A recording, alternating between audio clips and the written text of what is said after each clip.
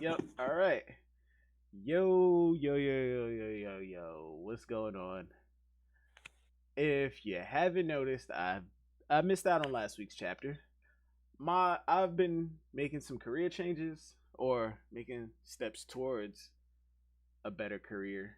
So I got tired. I got real sleepy. I missed last chapter. So during the group discussion today. Oh shit! Hold on. Wait.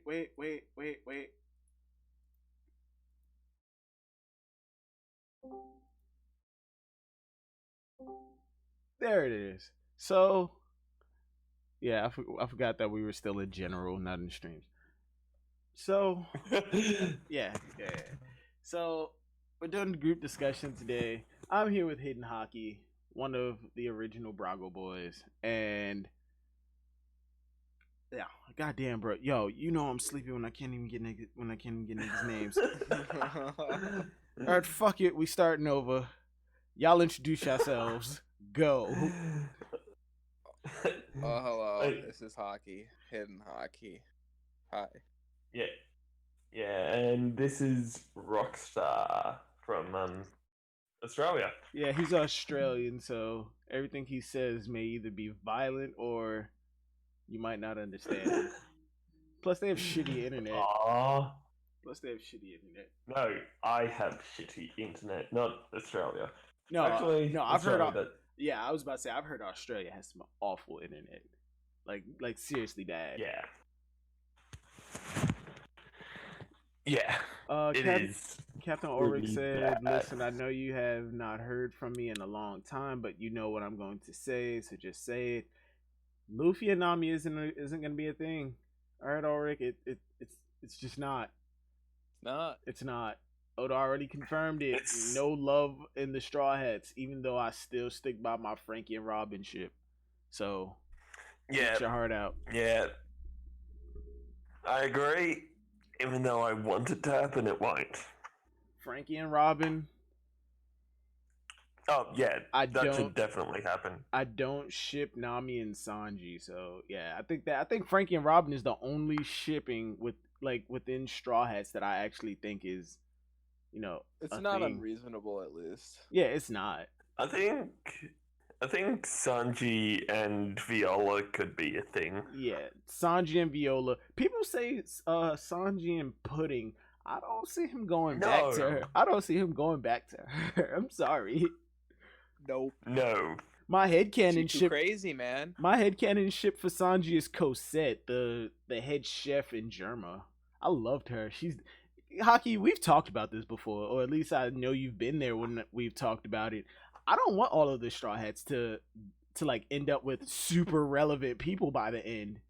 Like let some of them boink normal people. Let Sanji have Cosette. She is adorable. Plus, I like her design. Let Zoro be with Tashigi. Zoro's definitely gonna be with Tashigi. People, I've seen a lot of people bullshit saying, "Oh no, Zoro X Komurasaki or Hiyori, whichever name you want to go with, forever." Like that's 100% gonna happen now. Why? Because she laid in the same bed as him. Because she said, "You air quote slept with me." One, she's a whore. Severely injured. Yeah, like, and he didn't give any fucks. And I mean, unless you're saying Zoro got raped when he was unconscious, Word, then he wouldn't even remember it. And if she's pregnant, that I mean, Zoro got raped. I mean, they can say Zoro's a rape victim, I guess. Word. Hebby said yay for the Aussies. Oh yeah, I keep forgetting Hebby. You keep telling me that you're from Australia. I'm so sorry. Oh damn, my memory is trash. Alright, but regardless of all that, let's get into the chapter. Let me start by saying it's not gonna go for very long. I'm saying that even though we've been talking for like 6 minutes already. Well, it's a pretty short and simple chapter. Yeah, but you got to remember it's 2 of them. All right. No. But let's start with chapter 946. Queen versus Olin, the cover page, and we still getting no fucking cover stories, Oda. I know I said this a couple chapters ago that I gave up on the idea of ever getting a cover story anytime soon, but bro, can we please stop doing the random the characters with random animal shit? Can we get a cover story, please?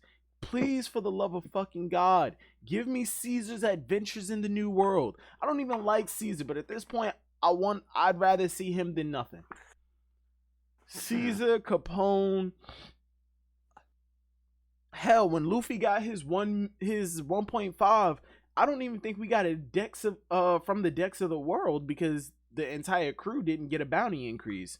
It was just Luffy. I think the only reactions we really got. Sanji. Yeah, that too. But who cares about Sanji? Really?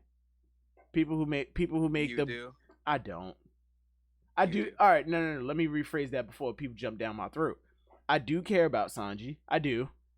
But in this context, in the context of his bounty, I don't care, because people are saying, "Oh, he has the second highest bounty in the crew. That has to mean something." Yeah. No, Jinbei.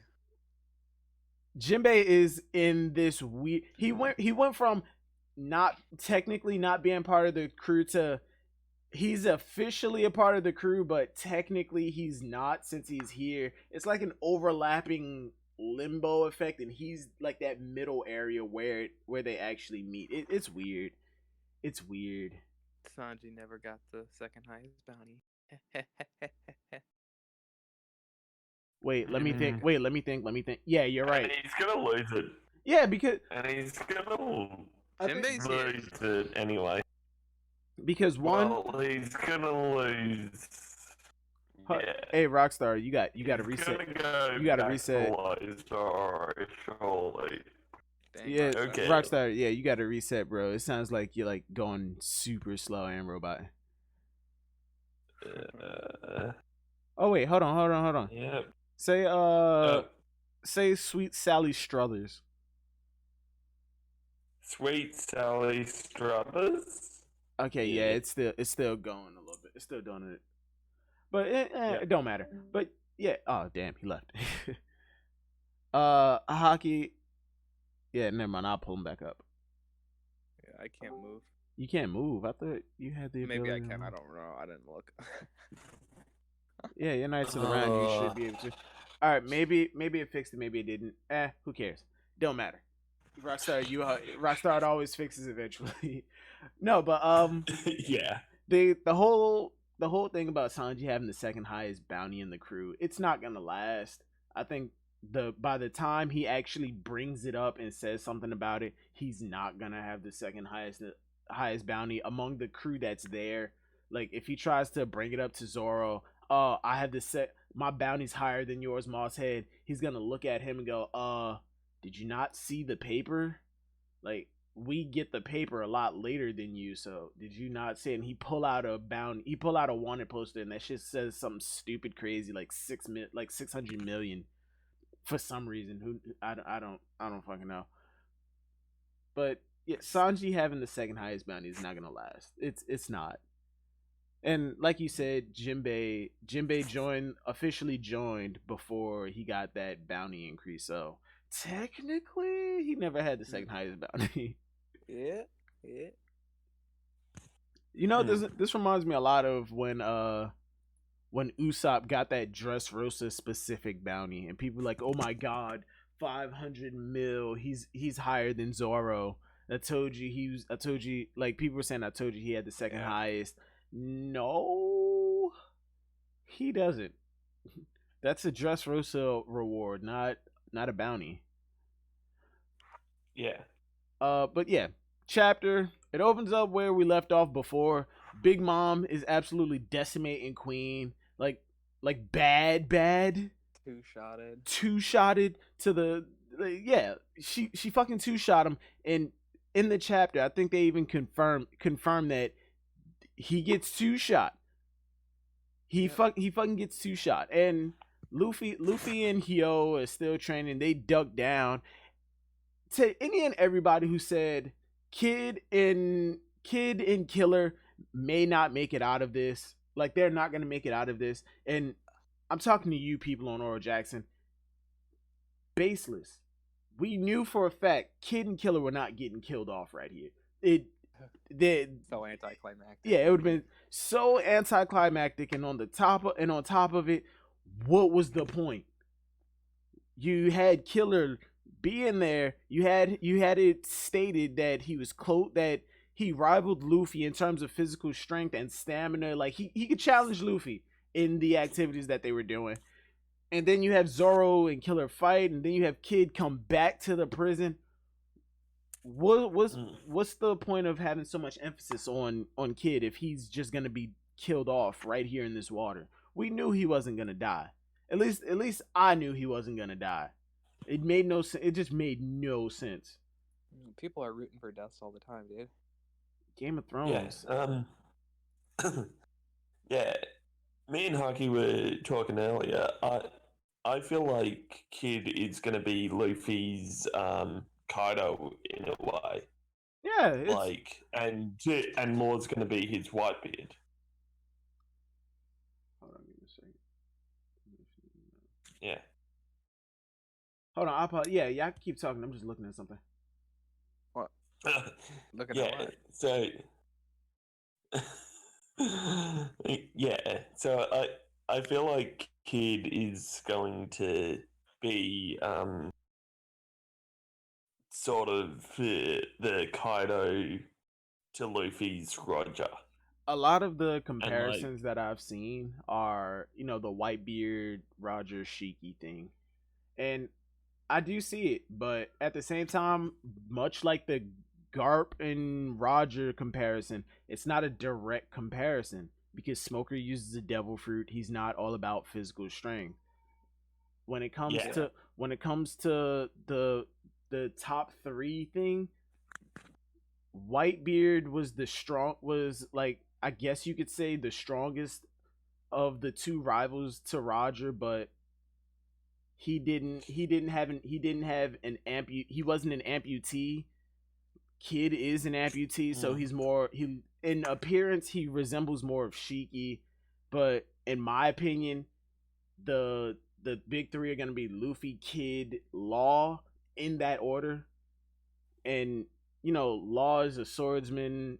Shiki, he's a master planner like Shiki, but in appearance he looks more like Whitebeard, and I'm talking appearance that he's actually carrying a weapon, not an amputee with the weapon melded to him. That's more Kid.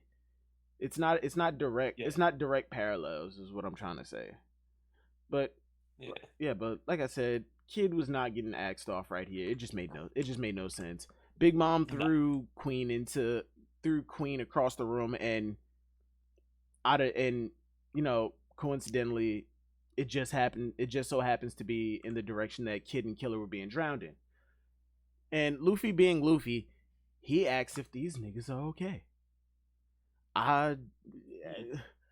Luffy, I get it. You're a kind and compassionate person. And I've said this before, I really don't want Luffy to be buddy with every supernova.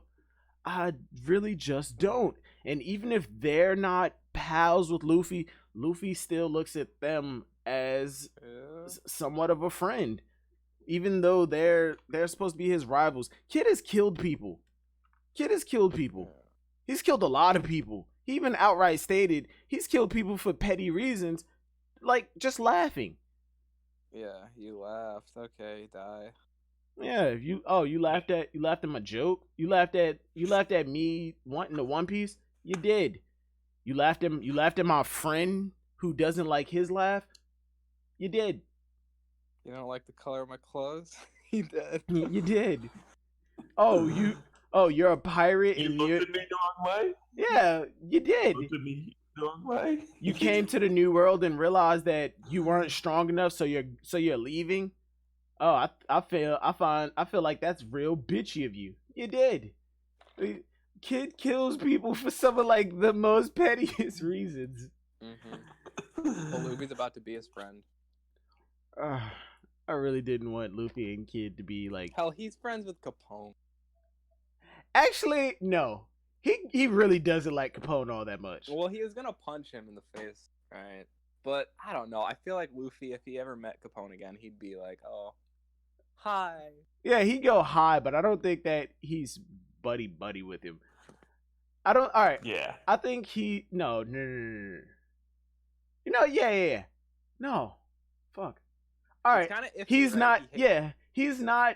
He's not buddy with him on the same level as, like, let's say Law, or yeah, he's not buddy with him on the same level of Law. He's not buddy, and he doesn't hate him as much as he hates fucking, let's say, like, Crocodile. Because, like, when he walked up to Crocodile, the first thing in his mind was, oh, this asshole. He's kind of a Mr. 3, I guess you could say. Mr. 3, the wax guy. Yeah. Yeah, wax guy. Yeah, like in terms of relationship. Oh wait, I could say maybe Buggy. Yeah, I'd give it a Buggy. Yeah.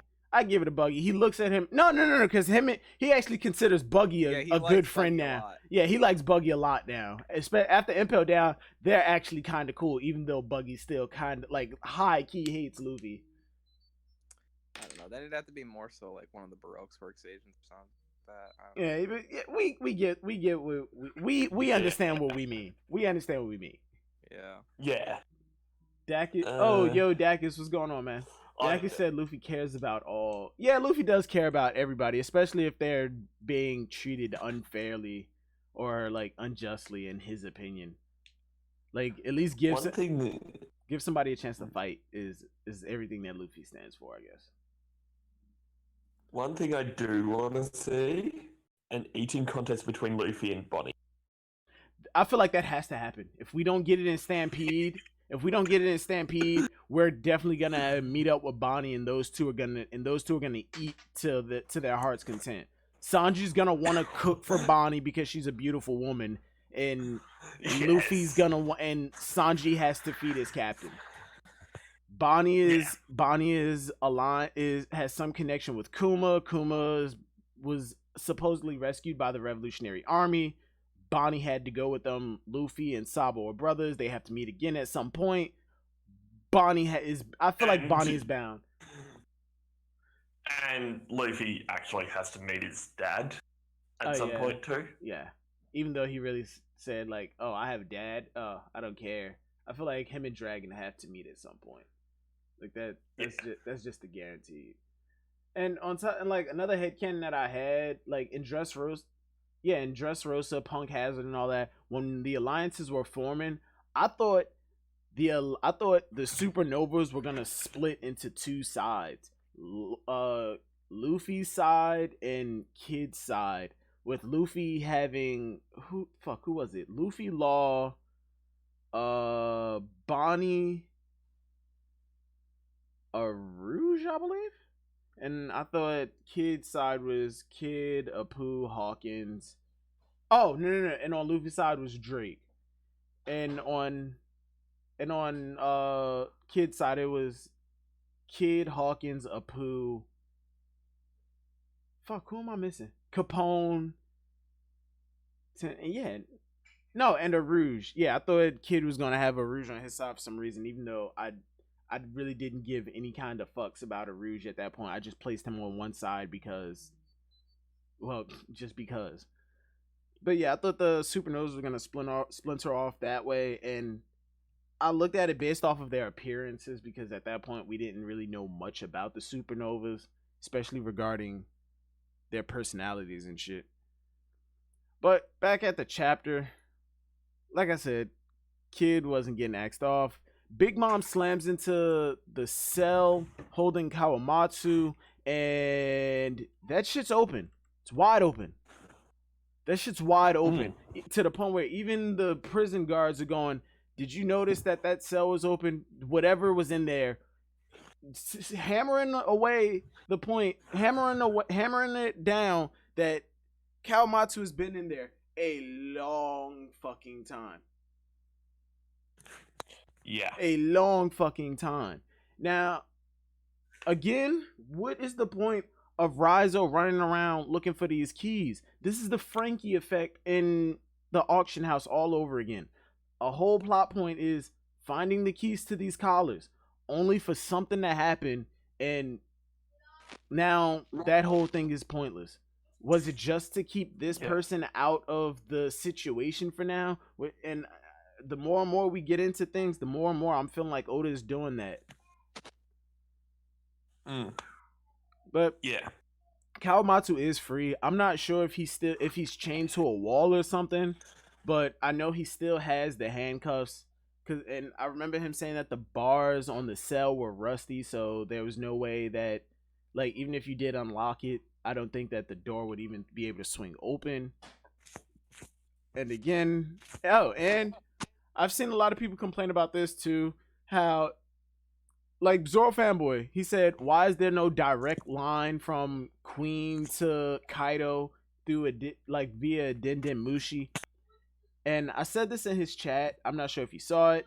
It's because everything has to go through the boss Denden Mushi, the boss Snail.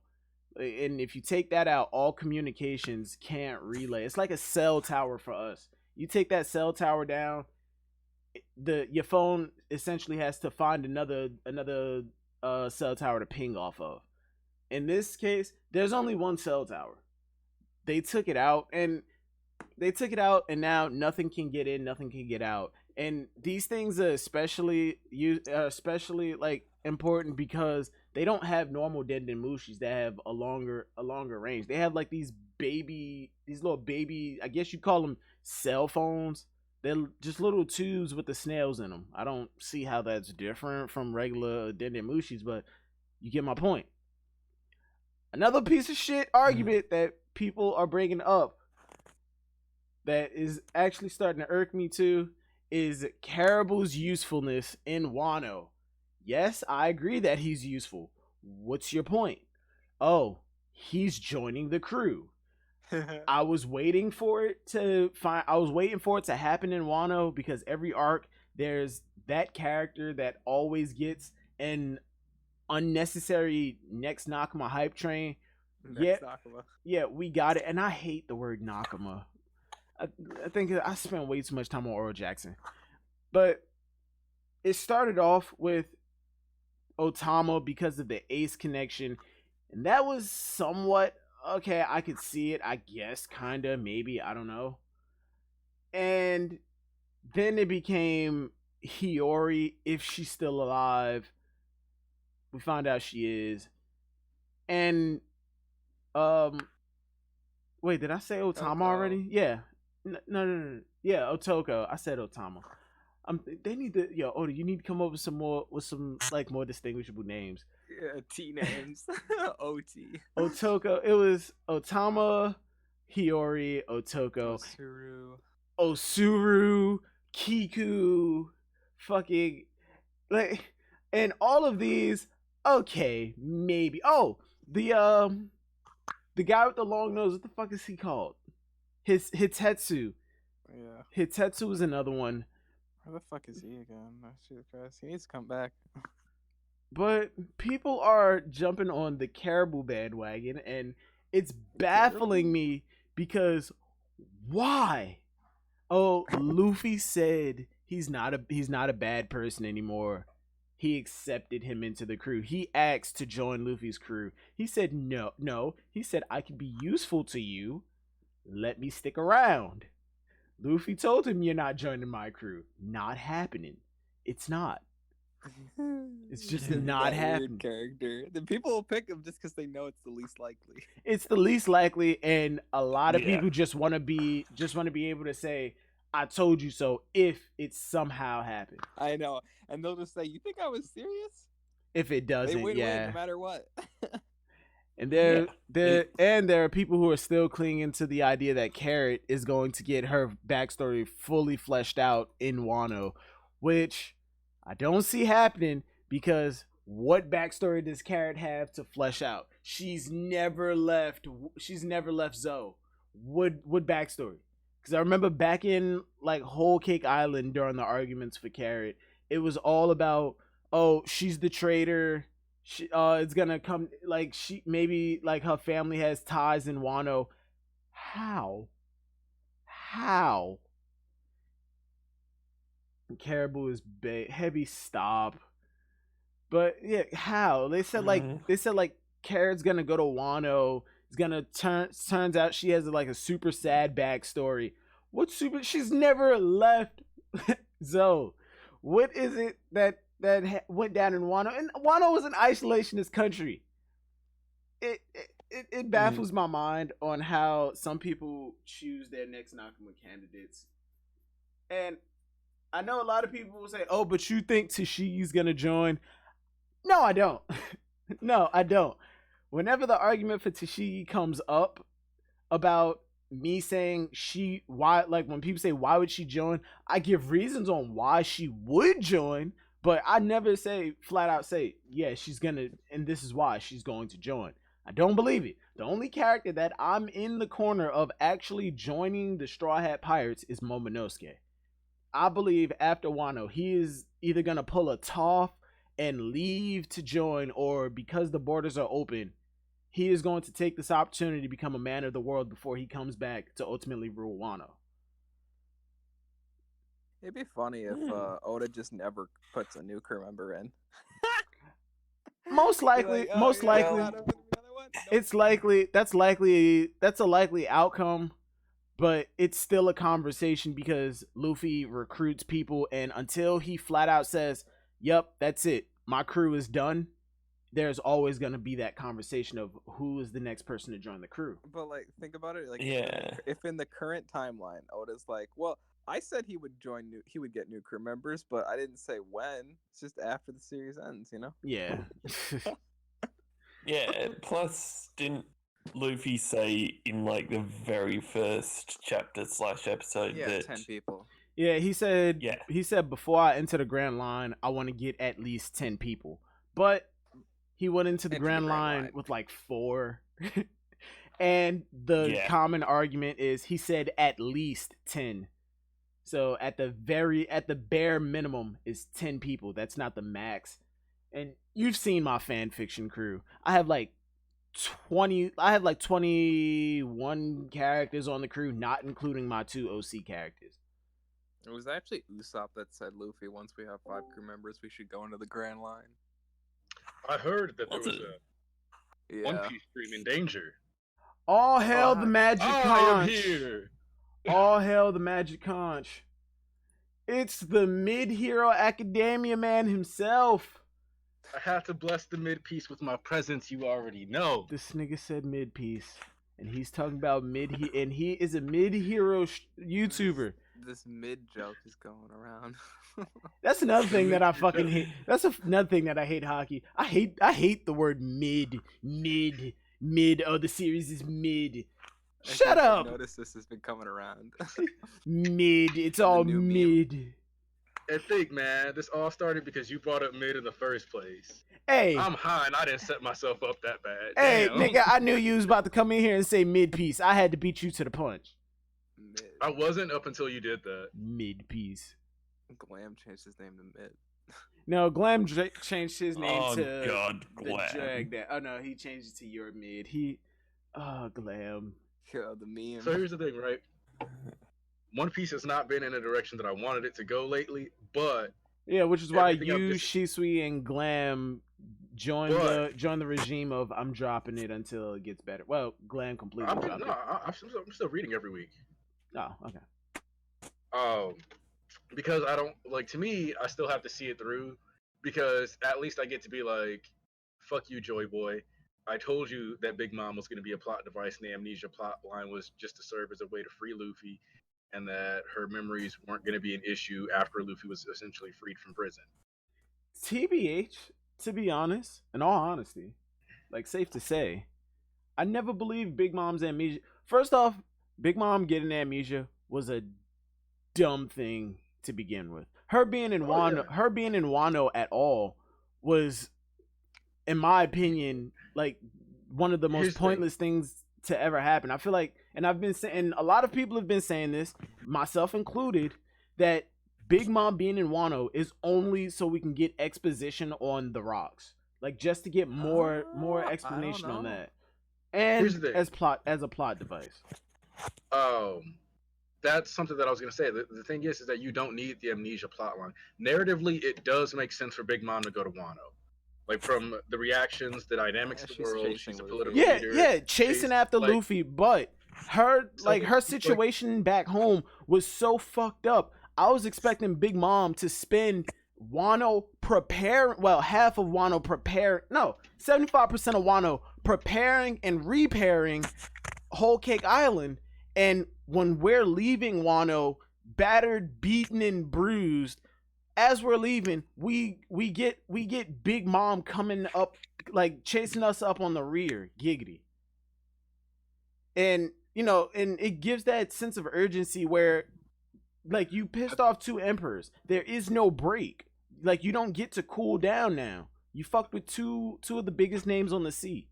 That's how like that would make sense, but I think Oda doesn't want to have multiple arcs ending with Big Mom pirates chases. I think, because I think Oda's just trying to end the Yonko saga this arc, so that's why I feel like that's why she's here. If you remember what I said like a while back, I was like, Oda was like, "Oh, this is gonna like Kaido wants to have the biggest war. It should make Marineford look small." Blah blah blah blah. Yeah, I was like, the only way this is possible is if multiple Yonko like go down, and other people. I've got the famous but hated. Even Shanks is dying in Wano. Like, not at Wano, but during this time period, I can see it happening. I'm still a firm believer. I actually don't feel like Shanks is gonna like be a part of this arc, right? But I do think that the whole Yonko thing is gonna be like done, because they're gonna be like, well, two of them are gone now, so like the whole dynamic's gone, basically, right?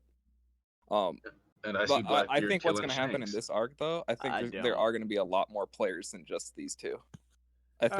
I do think Blackbeard will show up, and I do think that the Marines are showing up, because Marines has been talked about. The Marines are definitely showing up. I feel like that's just an absolute given.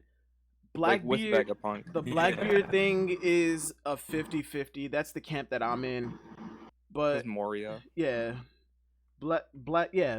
Moria having ties to Wano, but Moria, the only tie Moria had to Wano was Ryuma, and he only went there not because of the culture. He just went there to steal their famous samurai's body. Yeah, but that particular site is probably where dozens upon dozens of his original comrades are buried. Yeah, honestly. That actually probably works. So imagine him actually pulling up on his old crew and stealing a bunch of shadows from Wano. Not in Wano, on Onogashima. And yeah, it's technically the same country, but different island and shit. It's like Green bit to Dressrosa. But yeah, like, imagine like Moria actually pulling up and resurrecting his whole dead crew. Could you imagine if Moria shows up to Wano and like he sees Luffy's flag and he's like, "I'm gonna kill you, Luffy," and then he looks up and sees Kaido, and that terrified Moria face just intensifies by 1,000 as Kaido sips from the skull of one of his old crewmates. God, that fucking that would be classic. I don't think Kaido's that edgy. Jesus. Yeah, I don't think the whole skull thing. I don't think he drinks from skull. He lives in a giant. Well, in my opinion, SpongeBob lives in a pineapple, but that don't mean he's fruity. Yeah, I wouldn't lick a skull. You do remember that SpongeBob used to be an MTV LGBT like show, right? Him and Patrick had a baby together. That's what that clam episode was. Come at me if you want to, Smash. No, I just wanted to make that joke.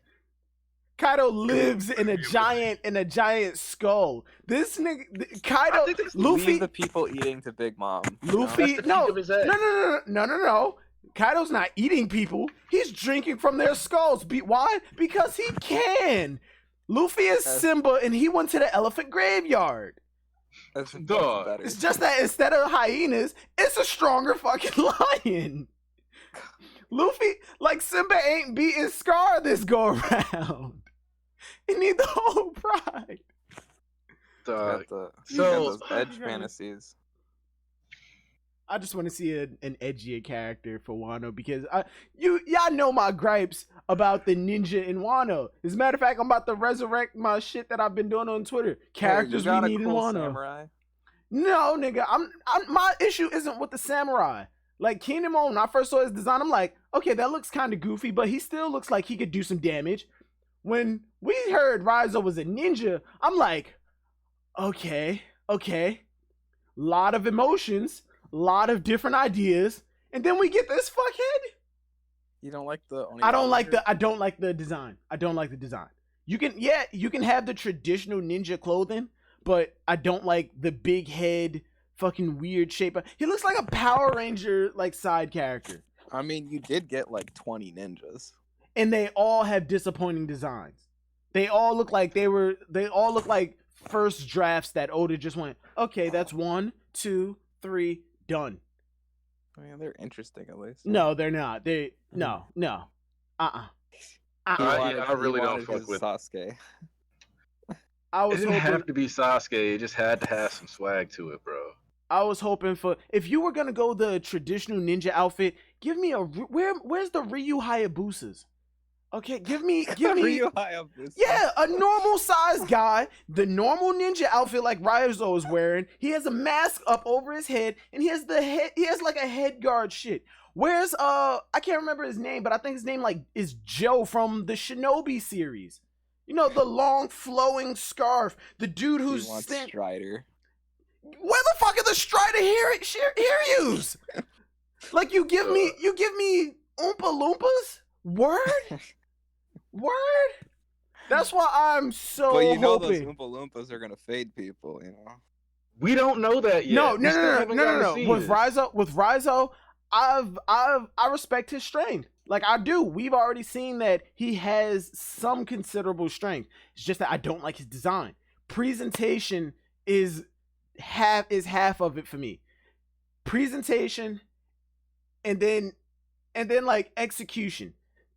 That's it. So here's the thing, right? Part of the problem with Rizzo is his design literally negates his ability to be a ninja, if we're being honest.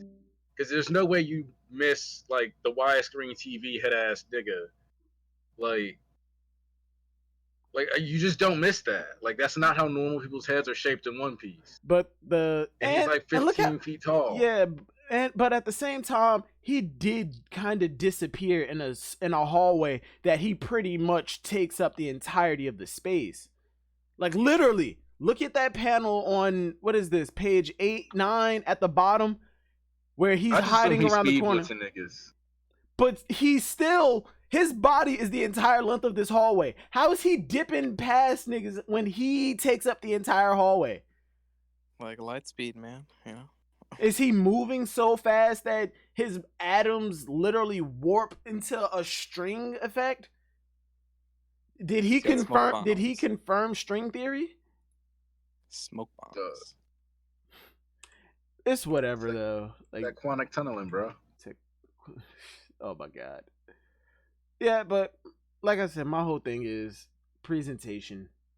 Give me better looking ninja. If you've ever played a game called Samurai Showdown, give me those niggas. Raizo got that speed force. Show up. All right, look. Oda had it in, I think it was either the Viva cards or a data book or an SBS. The original designs for a lot of these people. Kawamatsu, Kanjuro. Oh yeah, they were sleek like. Kanjuro, he had a sick ass design. He literally had his ponytail and he had what I think it was 2 swords. No, it was only 1 sword, but he was a slim dude. I would have much preferred that. It was much more in line with his original silhouette. Raizo was still supposed to be like a wide dude, but he was supposed to look more like a sumo wrestler, I guess. But I think he was still a ninja. I would have much preferred that. But no, we gotta get the goofy shit. I don't get how this is the country that was supposed to be the terrifying people with a military force. Are dead now. Yeah, either dead or old, but still. It's a destroyed Wano. But still, Raizo, Kinemon, Kanjuro, Kiku, I will give a pass because she actually does have a decent design. But that's just because all women in One Piece pretty much have the same like shape and shit, and she's finally doing something with that female figure. Well, Boa does stuff too, but You get my point. Cheerleader. But you get my Oh, point. OP. What the fuck was I about to say? Oh, yeah, these characters are like representative of what old Wano was like. These are the only characters that we have of like that are representative of old Wano. But we also have Grandpa Hyo and what the hell is his name? Hyogoro, whatever. Yeah, no, Hyogoro. No, the Pompadour guy. Oh, Kyoshiro. Yeah, Kyoshiro. I guess he was there around there during the time of old Wano. Yeah, but aside from them, those aren't those are like the only somewhat presentable people that look the part of, yeah, we're old Wano, we're threatening. Oh, and Ashura Doji. Fat dude, but I don't know if you've ever played Mortal Kombat Deadly Alliance, but Raijo's a threatening motherfucker. Thought you were gonna mention about Raicho. Yeah, that's who I was talking about. Oh, okay. That's what I said. Joe. Ninja, you said Joe. I said did I say Joe? Shut the fuck up, Smash. You said it fast. That's Shut the fuck up, Smash. But yeah, he's a fat dude, but he's threatening. If you've played Sekiro, one of the first mini bosses. No.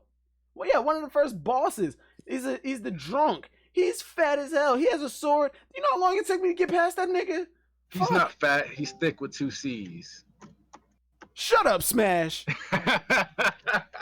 Thick with 2 C's. And fucked up thing is, I agree with you. Back to the chapter.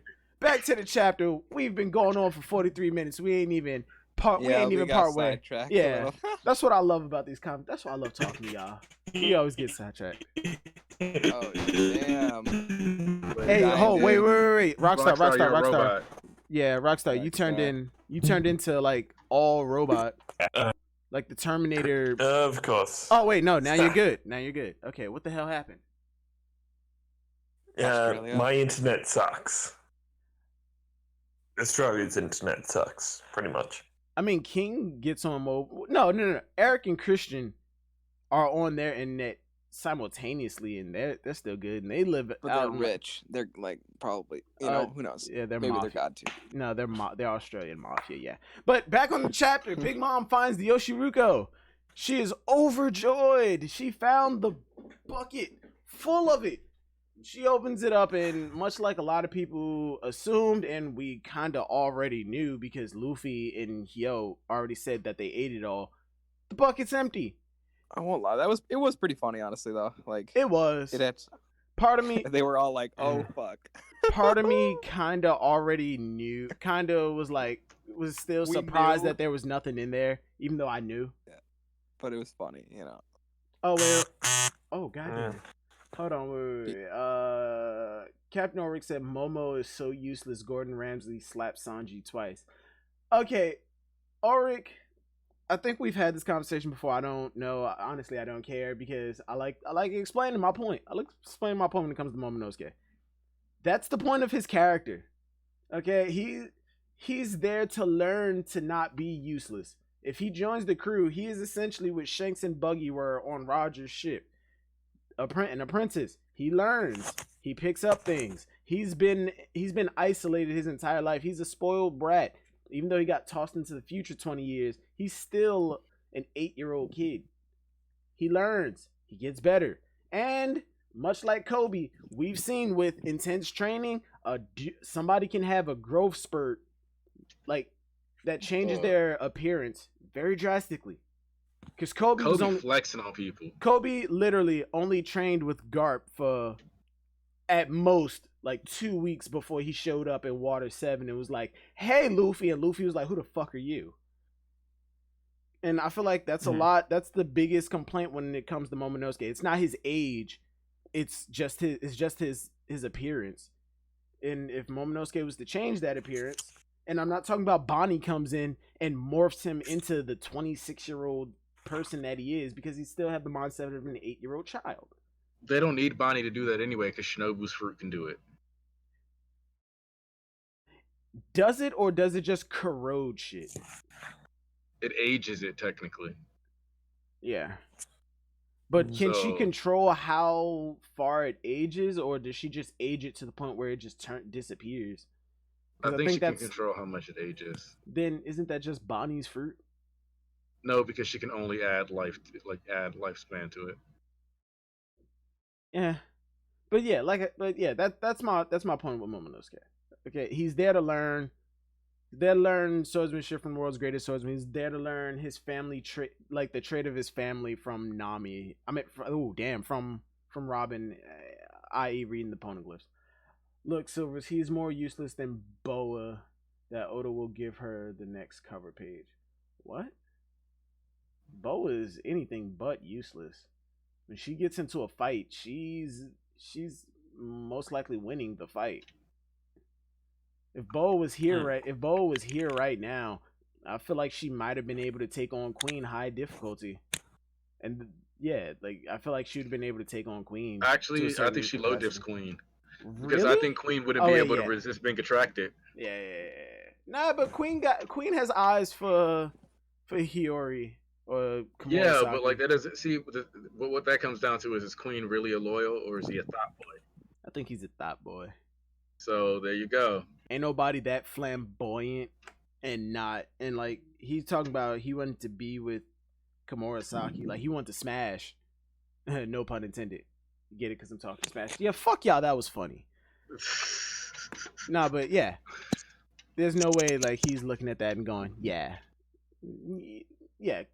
Queen's a thought boy. And I can't remember who brought this point up, but they said it's not about falling in love with her, it's just being attracted to her and having like dirty thoughts. Exactly. He's gonna see the nape of her neck And the crest of her bust, and he's gonna be like, "Nani?" I mean, And then boom, Smash, stone. we're two proud nigga Americans, basketball Americans, football Americans. This ninja. Yeah. When a chick walk past, I know it's a stereotype, but when a chick walk past, it's kind of an impulse just to look back to see how big her butt is, right? Yeah. Don't make me. I don't know about There's that. only I mean, one I don't amendment. do that. No. Smash. Answer the question. Yes or There's no. one. Yes or no. Yes or no. Yes or no. You I see. plead the... You see any female, impulse drives you to just turn around just Not to if I've see. seen it before. Okay, yeah, that's a given. But impulse drives you to just turn around just to see how big it is. Depending on what she looks like. No, Yeah, I mean, I'm it talking about depends. the average everyday woman walk past No. you. No, I'm saying this from a nigga standpoint. From a nigga standpoint, and Smash, you are by all intents and purposes What a about me? nigga. What about Yes. me? I'll be honest and say I've you're checked from out quite a Wisconsin. few rumps. Yeah, okay, that's all I He's needed. from Wisconsin. Yeah, But- but I'm from Milwaukee. It's different. Smash is from Wisconsin, but Hockey, you're civilized. Smash is a full blown nigga.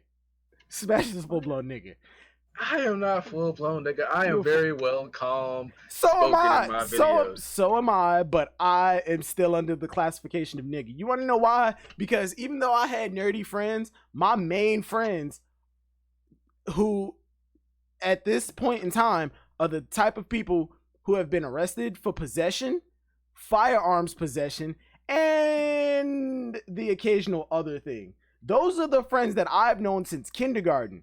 I didn't always have the nerdy friends. Oh yeah, I got detention once. See, Hockey. All right, moving on. Hockey, you're an ass. Hockey, you're an ass. I'm a bad one, you know. Moving on. Big Mom finds out that there's no my favorite Oshiruka. botanist gives me Popeyes. Like, Yeah, y'all are assholes. Big Mom finds out there's no Oshiruko. Luffy opens his mouth and says, "Yeah, those things were good. Of course, there's no more." Somebody brought this up on Oro Jackson. Has Luffy ever had a thought bubble that isn't I've been just hearing that Oda isn't said just no. dot? Well, according to Oda, he said he's never wrote one for Luffy ever. Yeah, because when we do get it, it's just dot, right? Like there's never been like Luffy having like internal monologues. I don't think he's ever had one ever. No, I think the closest you get to it is like the hums, and even Yeah, those okay. are like He vocalized. might have had that. Maybe he did have that once. No, because there's like a hum here, like he's like, Yeah, look, like even right like here, that's like to me, that's like the closest you get to like an inner Luffy thought. I mean, because Even apparently right Oda says here. he doesn't. yeah, like even right here on page 12 and 13 on the Viz, Luffy in the middle panel, Luffy is standing there with a question mark over his head. He's thinking, but we don't hear the internal monologue. Luffy He's has never literally had a talking thought. out loud. Yeah, he's never had a thought bubble, like ever. That's fucking wild. Somebody brought that up to me, and I really like went back as far as like Fishman Island and some of like pre-time skip. Luffy really hasn't had a thought bubble, bro. That blew my mind even more than when I found out Australia is in their winter right now. That shit blew my mind. You know what still blows our minds? The fact that they lost the war to emus. Bro, fucking birds. And apparently there were thousands of them. There were thousands of the birds, and they only sent 2 dudes with 1 machine gun. Y'all still lost? They're birds. And apparently they only killed 12 emus. How do you miss? How do you miss? Firing into a flock of thousands, bruh. Could you imagine? Could you imagine being able to go to the beach and it's like switch a perm out hot out during Christmas? I can't imagine. Wait a minute. Is Luffy thinking back on Rayleigh count as some form of thought bubble? No, those because are flashbacks. Yeah, that's I wouldn't be surprised if flashbacks. Luffy said the flashbacks out loud in canon. He does. He does. In the anime, when we get the Kobe cover story, he's like, oh, Kobe. I wonder what he's up to now. He's thinking about Kobe, but he's verbalizing it, and then it flashes back to what Kobe is up to. He is verbalizing what Kobe. He is verbalizing like his past events with Kobe. It's fucking wild. It's kind of funny. Yeah, it's just wild. Luffy has never internally monologued ever, and I feel like that contributes to his stupidity. Like, if you don't take the time to think about what you need to say before you say it, you're gonna get yourself in a lot of trouble. I mean, at least Oda's kind of consistent with it, so it's kind of funny. If you don't literally comprehend the idea of thinking instead of just speaking out loud. But at least Oda's kind of honest with it. He's like, yeah, Luffy's an idiot. I think he's been saying it the whole time. Yeah, guys, Luffy's stupid. Luffy's a mega idiot. All right, we need to stop getting sidetracked. I said we ain't gonna be going that long. It's been almost an hour. Hey, you know? Yeah. Whatever. Luffy, it's more well, the chapter's short anyways. Like, we're literally almost gonna cover everything. Yeah. Told. Luffy verbalizes he ate all the Oshiriko. Big Mom gives the death stare, and Luffy's like, oh shit, did I say that out loud? Of course you did, you ass. And Big Mom begins the attack. It's not a food rampage. She's just angry at Luffy. I've seen a lot of people say Big Mom skinny rampage part 2. No. I don't. Big Mom is not going on another skinny rampage again. I don't see it happening unless, because like I wanted to say this earlier, but I'm still a firm believer that Big Mom is still going down in Elbaf. But when she goes to Elbaf, it may just be her. Every time we encounter her, she has less and less of her crew. First time, we were literally in her home turf. This time around, she only has, like, I'm not gonna say a small crew, because that her ship dwarfs, like, literally dwarfs the sun. No, fuck dwarfs. It sells the Sunny. Damn. When we get to that? Yeah. You have to put it like that? Nigga, you saw how big that ship was when they were escaping Dressrosa. Their figurehead was like 3 times the size of the Sunny. If it wanted to, it could have eaten the Sunny. It's like a marine warship, basically. I think it's even bigger than the marine ships. I think it is bigger than the marine ships. But the marine ships are still. I think it's about at too. least as big as Moby Dick was. Maybe bigger. Well, but that would be the size of the marine ships, though. No, the marine. They're okay. No. I'm talking about the giant. Yeah, ones. there are different types of marine ships, and some of them actually do look the same. Because like I remember one that like Akainu was on or something. Yeah, I remember them saying like I can't remember if it's on the wiki or not, but it actually does have different different Yeah. tiers of like the marine ships, and two of 'Cause- them look the same, but one of them is like extremely Yeah. bigger. They're all There's very the different. destroyer ships I think that they have specifically for buster calls. Yeah. The one that holds like 2,000 people on one ship. Yeah, and it's 5 vice admirals, which is kind of crazy to think that like 5 vice admirals and 10 ships is considered enough to take over a country. Not take Yeah, over, not take over, destroy. Yeah, like to completely raise it to the ground. Like just Like to no flatten the admirals, land. just 5 VAs. Yeah. I want an absolute buster call. Give me Like- 50 I mean, warships. like that's the thing. Those all those three VAs are admirals. probably like the really strong ones, you know. I'm just saying, like, if you think about that, though, like that means the VAs are supposed to be a lot better than we perceive them as. Or, like, Yeah, how we but the talk about vice, them but as. the Like rank of vice, Momonga. the rank of vice admiral is a large spectrum to where you could either get no diffed in a hallway, or like challenge Zoro. Even though, that is like a filler where Momonga and Zoro actually fought, but still, I enjoyed it because it was a sword on sword fight, no devil fruit. I mean, honestly, Momonga could probably slice Pika in half. Like, truth be told. Most probably, I'd be inclined to agree. Yeah. But Big Mom's going on. Big Mom's attacking Luffy, and it turns out she was doing this not because she wanted to eat it, but because she wanted to share it with the people of what was the leftover town. Mm-hmm. And I would like to publicly apologize. I said Big Mom didn't revert to a childlike state. In some ways, yes, she did, but she didn't revert to that state in terms of her body is now incapable of doing what it used to be. She still has that body. It's just her mindset is okay, I'm not this vicious overlord anymore. But then we see Chopper and Okiku going, oh shit, like the shit has literally hit the fan. Luffy, you fucked up. And Luffy grabs onto the collar and pulls a Rayleigh. He snatches it off. He snatches it off of Hyo and tosses it. And this is where people collectively lose their shit.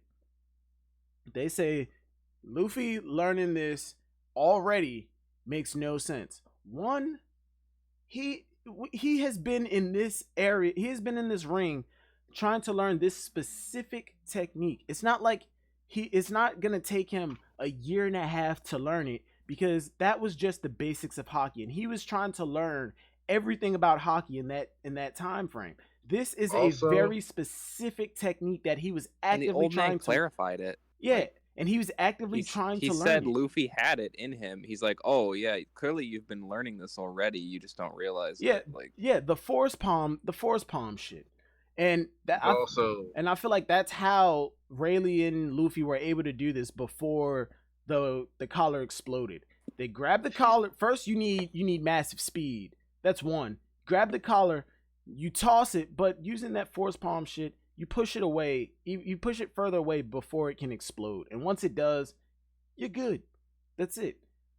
Now Hyo confirms next chapter that what Luffy did wasn't simply just crushing it with brute strength. He grabbed it and used this hockey to destroy it from the inside out. That and again, the force palm technique was not a super advanced level of hockey. It wasn't. I've been saying that for the longest. It's just another way of using armament hockey. It's adding force behind what we already know. It's adding force behind your attacks. We already know it. All you have to do, a small like nudge could turn into the force of a full-on punch with this technique. And we've already seen it happening with characters like Rayleigh showed it, Sentomaru showed it, all of that. The advanced level that people were assuming this was the destruction from within technique bullshit, not this force palm thing. And again, I gotta take this time out to say, Anime Fan Talk, you were wrong. And everybody else who said it, Rayleigh didn't shoot a fucking laser beam. Stop it. Stop it. I remember a time where there were a fuck ton of theories about that. Where what Rayleigh did to that elephant was a goddamn laser beam. Kamehamehas. Yeah. Hockey shot out a laser beam. No. This ain't Dragon Ball. Hockey is not key.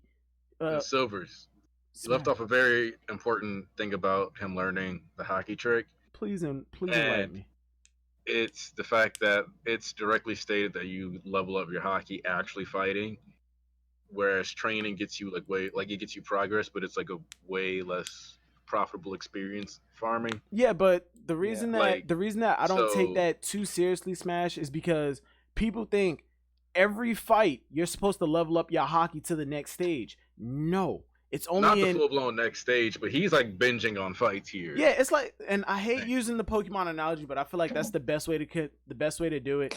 It's like once you get to a certain level, your XP But bar no ain't time. shooting up no more. It ain't massively shooting up. It's going up little by little. Every battle, little by little. It's not like every single fight. Hell, even a near death fight ain't gonna shoot it up all that much. The reason that Luffy was able to advance his observation so much in the Katakuri fight is because he was doing the same thing, repeating the same thing over and over for like 12 hours. He was going in, fighting Katakuri, and getting his ass beat to the point of almost near death. Well, it's like K.O.D said. Like, he said, Luffy, you've already learned this. Like, your hockey's already up. You've mastered, like, the strength of your hockey. It's just, like, you gotta tap into this. You just gotta know how to use it right now. Yeah, Like, and even at the end of this chapter, he said, in the midst of dangers where your power truly blooms. Yeah, I agree. And the end of this chapter leads into the beginning of the next chapter, which is something that I like. And yeah, goddamn, you know I'm fucking tired. Yeah, but It's doing something that I actually like. Big Mom is going to attack Luffy and Hyo, and Luffy's like, come at me, hockeying up, preparing himself to do that same technique again. And then the chapter ends, and next chapter opens with Luffy. Hold on, wait. I'm about to fade her. And then No. it opens up. Well, first of all, it opens up with Brook on the figurehead of the sun, conducting seagulls in a song. I guess I didn't even know he could do that. But yeah, he is the Soul King, god of music. But it opens up with Luffy essentially failing to block Big Mom's attack, and I'm cool with that. Simply because it's not just giving Luffy that massive power up instantly. And that's one thing that I like about One Piece. When the characters get power-ups, they don't instantly know how to use it forever now. Like the first time they use it, they don't know how to use it on command every time now. They actually have to wait and figure out how to master it. Unlike series like, for example, Fairy Tail. Fairy Tail. This nigga Natsu did two things he wasn't supposed to. He ate lightning, and he was able to use that form whenever he wanted to now, at that point. Then Why? that form randomly just stopped happening. Yeah. No, Gagio did the black metal dragon. He ate shadows Yeah, for some reason. He did that at the end, towards the end during the Tartarus arc and shit. Because they said something about steel being related to darkness. but How? I don't know. How, Sway? I don't know. Steel and darkness. I can understand lightning and fire because Avatar explained that shit beautifully. When it comes out of Uncle Iroh's mouth, god damn, it sounds legit. That nigga could tell me, Uncle Iroh could look me in the face and go, the clouds are only white because the feel bullshit like I've coming out of seen that people's somewhere. mouths. That steel and darkness thing, that comes from something. I don't remember the Like- explanation that they gave, but in No, but Avatar, like I feel like that comes from something because I feel like that's not the first time I've seen steel and darkness. Maybe I'm thinking of like evil machines, something. probably, cause off the top of my head, I can't think of it. But fire and lightning, the way Avatar explained it, is that lightning is the cold-blooded fire. It's unrelentless, it's quick, and it shows no mercy. When it hits, it fucking hits. Fucking love Avatar. If you haven't watched Avatar, go watch Avatar: The Last Airbender. Facts. Not the movie. Not the movie. I camped out to watch it. Not the movie. I camped out to go see that bullshit. I'm sorry. Yo, Smash, you have no idea how mad that shit made me. I've seen the movie. It took so I'm just like amplifying it. It took 6 Earthbenders to move a rock. One rock. They disrespected so many characters. One rock. They disrespected like the whole. They thought too much disrespect. I think Nostalgia Critic said it the best. 5 Earthbenders in the movie to move one rock. In the show, 1 Earthbender created a goddamn wall, fucking protruding massive spikes out of the ground. 5 Earthbenders in the show took out a goddamn tank. In the episode The Drill, when the tanks were moving up, 5 Earthbenders launched a tank so high into the air that it fucking flipped. Oh my god, I love Avatar. Oh my god, I want to learn how to animate like that. I do. My fucking drawing tablet got back ordered, and now I gotta wait like 2 more months for that shit to come. I'm mad. I'm big angry. All right, but yeah, Luffy and Hyo get battered away by Big Mom in a comedic way, but at the same time, I'm okay with it. Luffy's still hurt by it though. Grandpa Hyo's like, yeah, your guard with Rio is. Oda, you got to come up with some better names, bro. What happened? Why is everything starting to meld together? But yeah, Grandpa Hyo, he calls it Rio, which is just another way of saying hockey for the people of Wano. You know, like Skypians have mantra and Wano has Rio. I would have been okay if they called it Chakra. I would have been okay, but I guess Oda didn't want people saying, "Oh, look, he's copying Naruto." And if the elemental hockey thing does come true, then well, chakra is not necessarily like Japan thing. I'm pretty sure that's India first. Yeah, it is. Yeah, it is. It's like Hinduism. Yeah. Where the fuck was I? Big Mom is still trying to beat the hell out of them. Destroys the whole prison. Yeah, everyone's probably free now. Yeah, most likely. And I'm gonna get to that next page. But right here, Luffy is losing his shit over Gramps passing out. Did he die? No. No, right? No. Okay, yeah. Luffy just went out of his way to protect him. Because he's one of the big Yakuza boss. He's like a major influencer. He's a big Yakuza boss of old. So I feel like he has to be there. To command the forces. But when I was looking at that, I was like, did he die? He has like that small stature that everything. No, he didn't die. Yeah, because in the next goddamn pattern that he's in, I'm fucking stupid. I'm fucking stupid. I wasn't gonna tell you. Thank you for not making me seem like an idiot, even though you let me do that shit myself. So thank you, and simultaneously, fuck you. You're welcome. Yeah, but Hyo and Luffy dodge Big Mom. Next page, we get to see. I'm guessing this is prison number 2 because of the big ass 2 on the front. At first, I was like, okay, is that Kawamatsu? No, because they're in the silhouettes of the Yakuza bosses a couple chapters ago. One of those silhouettes actually has a guy wearing like the like weird straw hat like circle Kung Lao looking shit. And I'm thinking this is one of the Yakuza bosses. Either that or Denjiro is one of the Yakuza bosses, and that's Denjiro. Either way. I think they both had angly chins, so that might be it. They both had angly chins. They both had ponytails. Maybe that's Denjiro, maybe not, but I think it's 100%. I feel like that dude has a ponytail, but I can't prove it. Yeah, he definitely has a ponytail, bro. Actually, yeah, because I think he's the dude on the left in the previous panel holding something. Yeah, that is him. That is him. Yeah, he's got a ponytail. Yeah, he has a ponytail. whether it's Denjiro or not Denjiro, it has to be a Yakuza boss, because Hyo said the Yakuza bosses are spread up among these prisons. That's a Yakuza boss. I'm interested.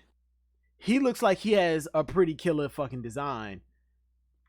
And I'm hoping that Oda goes the like typical anime route of, this is one of those characters that just always has their eyes or some shit obscured, like Shino from Naruto, or like the Sword Maiden samurai partner from Goblin Slayer. Read the Goblin Slayer manga, all of them if you haven't. Shit's great. Big Mom goes on a rampage. Queen makes the plan of she has to go all the way around, and people have been saying Queen didn't get two shot. He got back up. Yeah, he got beat the fuck up. And you got to remember, he's a Zoan. They recover pretty quickly. He wasn't out cold, but he was not able to get the fuck back up. Big Mom beat the living fuck out of him. He lost. He got back up. Now he is ready to go again. Queen gets back up. Big Mom is still on the rampage. And yeah, she did break through the entirety of the island. Yep, the whole prison's destroyed now. Oh no. The inner prison. Remember, there are more prisons on the outer ring. Cause look at where Queen's saying, see Big Mom Big Mom is like a wild boar. Look at the picture. The prisons are on the other prisons are on the outside. But it's questionable. You know what? Fuck it. She destroyed all the prisons. Luffy's free. Queen comes up with the plan. He 5-star presses her. He atomic bombs her. He swanton bomb. This nigga jumped off a cliff. Big ass dinosaur, and Bronco bomber headbutts Big Mom. What the fuck? And he knocks himself out. Not KOs himself for a second. But this gives her back her memories. Which, what was the point of the whole amnesia shit? Was it just to get out of prison? Yeah, it was just to get Luffy out of prison. But you could have done that without giving her amnesia. It's why she didn't even need amnesia then. She wants Luffy dead anyway. She could have just come to the prison without amnesia, chasing after Luffy after somehow gaining the information that he was there. I mean, we got using that intelligence network that they hype all the time, but we never get to see. Yeah. Yeah, Big Mom's a meme. We got one joke out of it at least. I still like Big Mom as an actual emperor. She's still threatening to me. Well, she's powerful. That's never been her issue. Yeah, no. People have said that she's not powerful. When she's narratively. I know. Well, that's because they're taking into account her being dumb. So it's like, no matter how strong she is, she'll do something stupid and lose. She has crazy utility in every one of those fucking like utility belt abilities that she has. Is a goddamn devastator. That shit that like Prometheus nuked the forest by himself. Zeus has a lightning bolt. Remember when Nami charged that shit up? Big Mom can do that shit herself. She can do that. Yeah, they said it's her power. They said that looks like Big Mom's attack. Yeah. Fucking she throws Elbaf spears. Something that it took two giants to do. Yeah, you can say they're smaller. Still strong. Still an Elbaf spear. It's more concentrated, so if anything, that shit is way stronger. Where it took two giants to do that shit to a giant goldfish, I feel like Big Mom could do that shit and it puncture that fish a lot easier. But yeah, Big Mom regains her memories.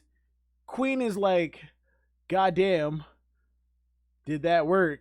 And Big Mom turns and goes, "You're Queen from Kaido's crew," further cementing exactly what we were just saying. Big Mom is fucking threatening to the point where even Queen, I don't agree with the way this is proceeded, but a second commander power level character is shitting himself.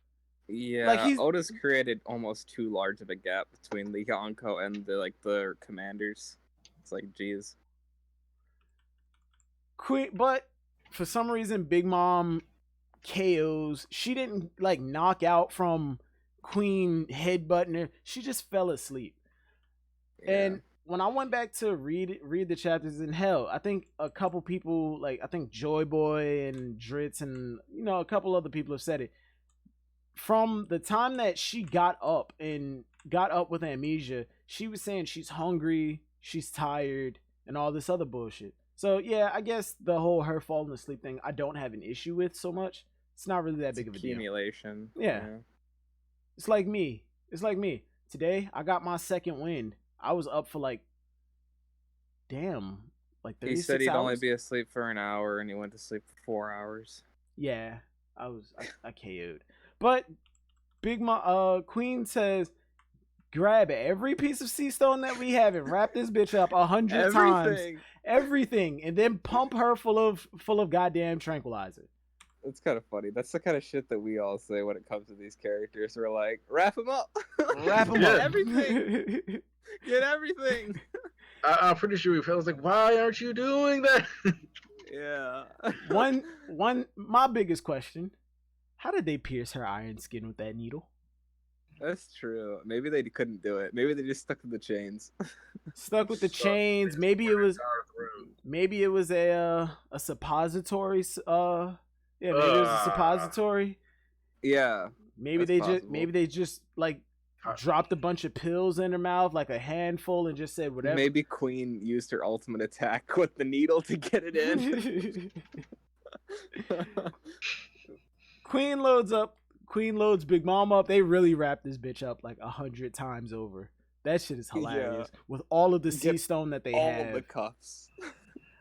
Why do I have a feeling that even with all this sea stone, pure sea stone at that, it's not gonna affect Big Mom in the way that it affect Luffy. I think Big Mom she's gonna be laying there like, can't use my Devil Fruit ability. Oh, hey Kaido. You ever see that movie The Room? You're like, I did not hit her. I did not. This is bullshit. I did not hit her. I did not. Oh, hi Mark. Like, that's Big Mom. She's gonna go, the sea stone. I can't use my ability. I cannot. Oh, hi Kaido. And then they're just gonna proceed to have a normal conversation. Then she's going to bust out those sea stone out of this chains. Oh yeah, Heavy made a good point. Maybe they injected it into her eye. They did that with Luke Cage. He has impenetrable skin. His eyes aren't. They went in through his eye. That shit. Oh God, could you imagine how much that shit hurts? Yeah. Queen loads Big Mom onto the ship, and they get ready to leave. Pan back over. That shit, man. Pan back over to. Why didn't Usopp say that shit to Luffy when they were doing I that want you duel? to imagine a paper cut across your webbings in your fucking eyes too. I've actually had a paper cut on my eyelid. That shit hurt. It hurt a lot. My eye. You have to feel it. It started when it, because it was a paper cut and because it was so little, like those types of cuts start to, those shit start to swell. My eyes swole ridiculously, Bro, and I'm like, no, just stop. This shit's hurting. Panning back over into the destroyed mine prison, Luffy is stretching, saying that now that the two strongest people that I would have had an issue with are gone, time to go on a rampage. I've always been free. Now Luffy is taking over this goddamn prison. The Luffy plan to recruit the Yakuza bosses is now in effect. Issue number 1. Well, no, not issue number 1. Thing that I like. Luffy openly admits Big Mom and Queen are too strong for him to handle. That's one thing that I like. Yeah. Okay, yeah, Big Mom. Queen is a 50-50 toss-up. It's an opponent. It's an opponent for him. Because people still think that Luffy is beating Katakuri 1v1 if they fight again, like, with no difficulty. See, that's so my thing with I think Queen they just go even, My thing with, like, Queen is that this is, like, because of matchup, like, that matters, right? Mm-hmm. And being a giant dinosaur against a rubber boy who just wants to fucking hit you really hard, like, Queen ain't Kaido. I don't think Queen is tanking a Kong organ, but being the size of a Brachiosaur basically guarantees that he's tanking a Kong organ. Okay, I'm not gonna say his hybrid form because we haven't seen him use it, so I'm not gonna give it to him, even though most likely he does have it. But he's still a Zoan. He has increased stamina. He has increased stamina, and I'm not gonna say healing factor, but you know he recovers a lot faster. He doesn't necessarily have to go into that giant dinosaur form. It's like Jack when he was in Zoe. When he tried to hit Inuarashi with his trunk, he one arm blocked that. And fuck you to the people who think that Inuarashi and Nekomamushi aren't able to handle a commander. Inuarashi blocked a hit from Jack with one hand. One hand. They literally rotated off. People act like they tag team Jack. That's why I don't understand why people are like Inuarashi and Nekomamushi together equal Jack in his hybrid form. Because I'm like, based on what? Like they swapped. That's it. Like they never fought him at the same time. If they had him, Jack probably would have fucking died. They were fighting for 10 hours. So they fought Jack solo for 10 hours, and then they just swapped. You know. I put it in the versus discussion in Frankie's. I think it was Nekomamushi and Inuarashi versus somebody. I think this wasn't Zulong. Yeah, it wasn't even Sulong. But yeah, I put it in there, and they said the person that I matched them up against would win, and they were working together, and I think they were commanders. Hold on, I'll look for it. But yeah, and I'm like, wait, why do you say that? He was like, because them fighting together would obviously lose, and I'm like, why? Hold on, wait, I'm trying to find it. God damn it. Yeah, like that, like. Don't underestimate. Oh no! It was Pirates. Nekomamushi and Inuarashi versus Luffy. They were saying, Inuarashi and Nekomamushi can't be like them working together isn't enough because they fought Jack and lost. One, they fought Jack to a standstill individually to the point where he had to resort rage quit. He rage quit and he had to resort to chemical warfare. Yeah. Like he backed off and fired chemical weapons. That in terms of pure strength, they match him. We don't know how the fights proceeded, but we know that they fought him to a standstill to where he couldn't do shit. If you want to bring up him using only his human or mammoth form, then you can just bring up the fact that they didn't use Sulong either. So like, and they even said they even said in that scenario, if we were in Sulong, it would have only taken one of us. So yeah, because if they were able to go Sulong, first off, the Beast Pirates fodder get completely eradicated by the Sulong forces. Not even the Sulong force, not even the Sulong forces. A fucking child in the minks, no diff to one of their fodder. I mean, fucking Carrot. Just look at how powerful Carrot got. She got around Daifuku. Bodied multiple ships. So yeah. Carrot was. But that's the whole point. Carrot was literally a. Carrot was low key amateur. Yeah, Carrot was low key trained, but she wasn't like a master of her Sulong. They even said her Zulong's not perfected. And that's the thing is that like, even though the Sulong forces don't have to be there, they would be there. I'm throwing this out there again.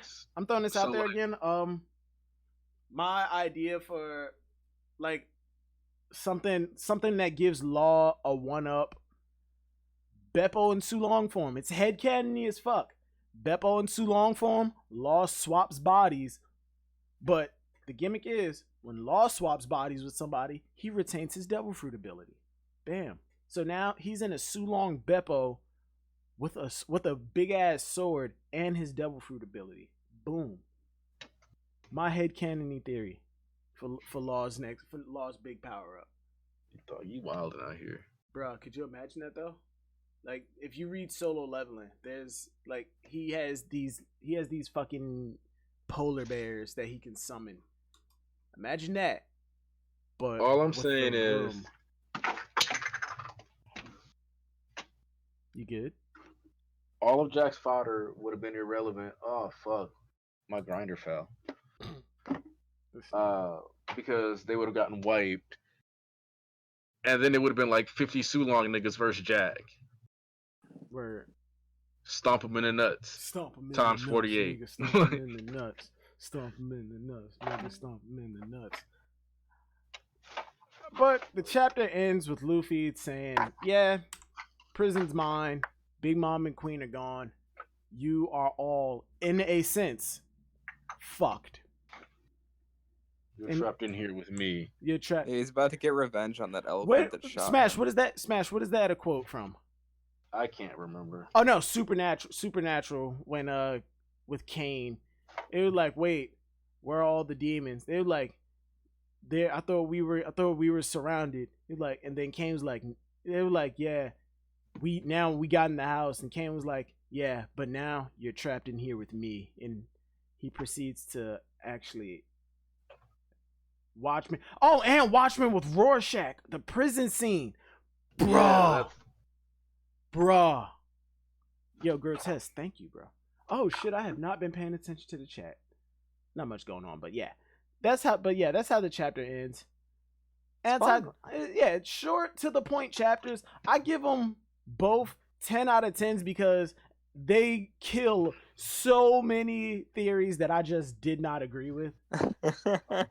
And when you do Shatter that, those peoples. But now we got all these crazy hockey theories where people are making all these million branching paths and shit. I mean, it's a give-take relationship, hockey. I get something, they gotta. I mean, I get something, I gotta give something. So think about it this way. We finally have something to talk about within the One Piece combat system because it's been pretty fucking abysmal. yeah, it has been kind of bad recently. So, if the fact that we actually have a reason to discuss the power system of hockey as something more refined, finally, is something that should be lauded.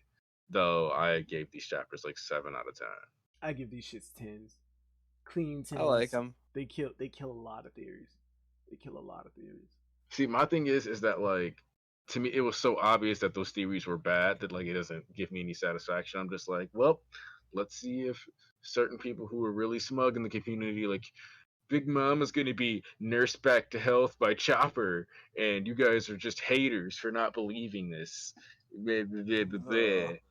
Oh yeah, And Big Mom's gonna be our friend. Let me. Like, Yeah, I hate I've the Big Mom always friend. hated. I've always hated the Big Mom is gonna be an ally theory. It really made no sense to me. But Shisui said just here to drop a like and show some love. Much love, Shisui. Much love. Much love. Shisui the teleporter. Shisui, you still are kind of weird to me, bro. You got turf in your backyard. Like your entire backyard is made up of turf, my nigga. Dog. Because I What? lost body fat, my skin rolls feel That's weird. rich, Bro, this man showed me. bro. This man You called bought- me. He was like, "Yo, Silvers, what kind of graphics card do you have for your PC?" I was like, "Yo, a 1080." He was like, "Yeah, because I got the box for my friends right here." And he was in his backyard, and he showed like he was aiming it towards the ground, so the sun wouldn't glare at it. I'm like, "Bro, is that turf?" And he was like, "Oh, wait, I gotta go. I'll talk to you later. Bye." I'm like, Dude, this that nigga is got beyond rich. this man. nigga guy got is- turf across his whole backyard.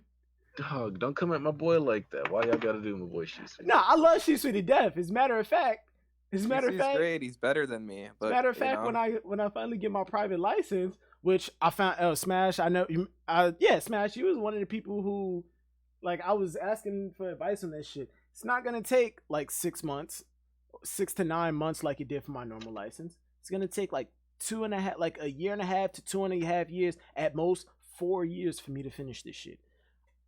High key, I'm starting to regret it because it's not one, it's taking forever. I'm not gonna be working like that.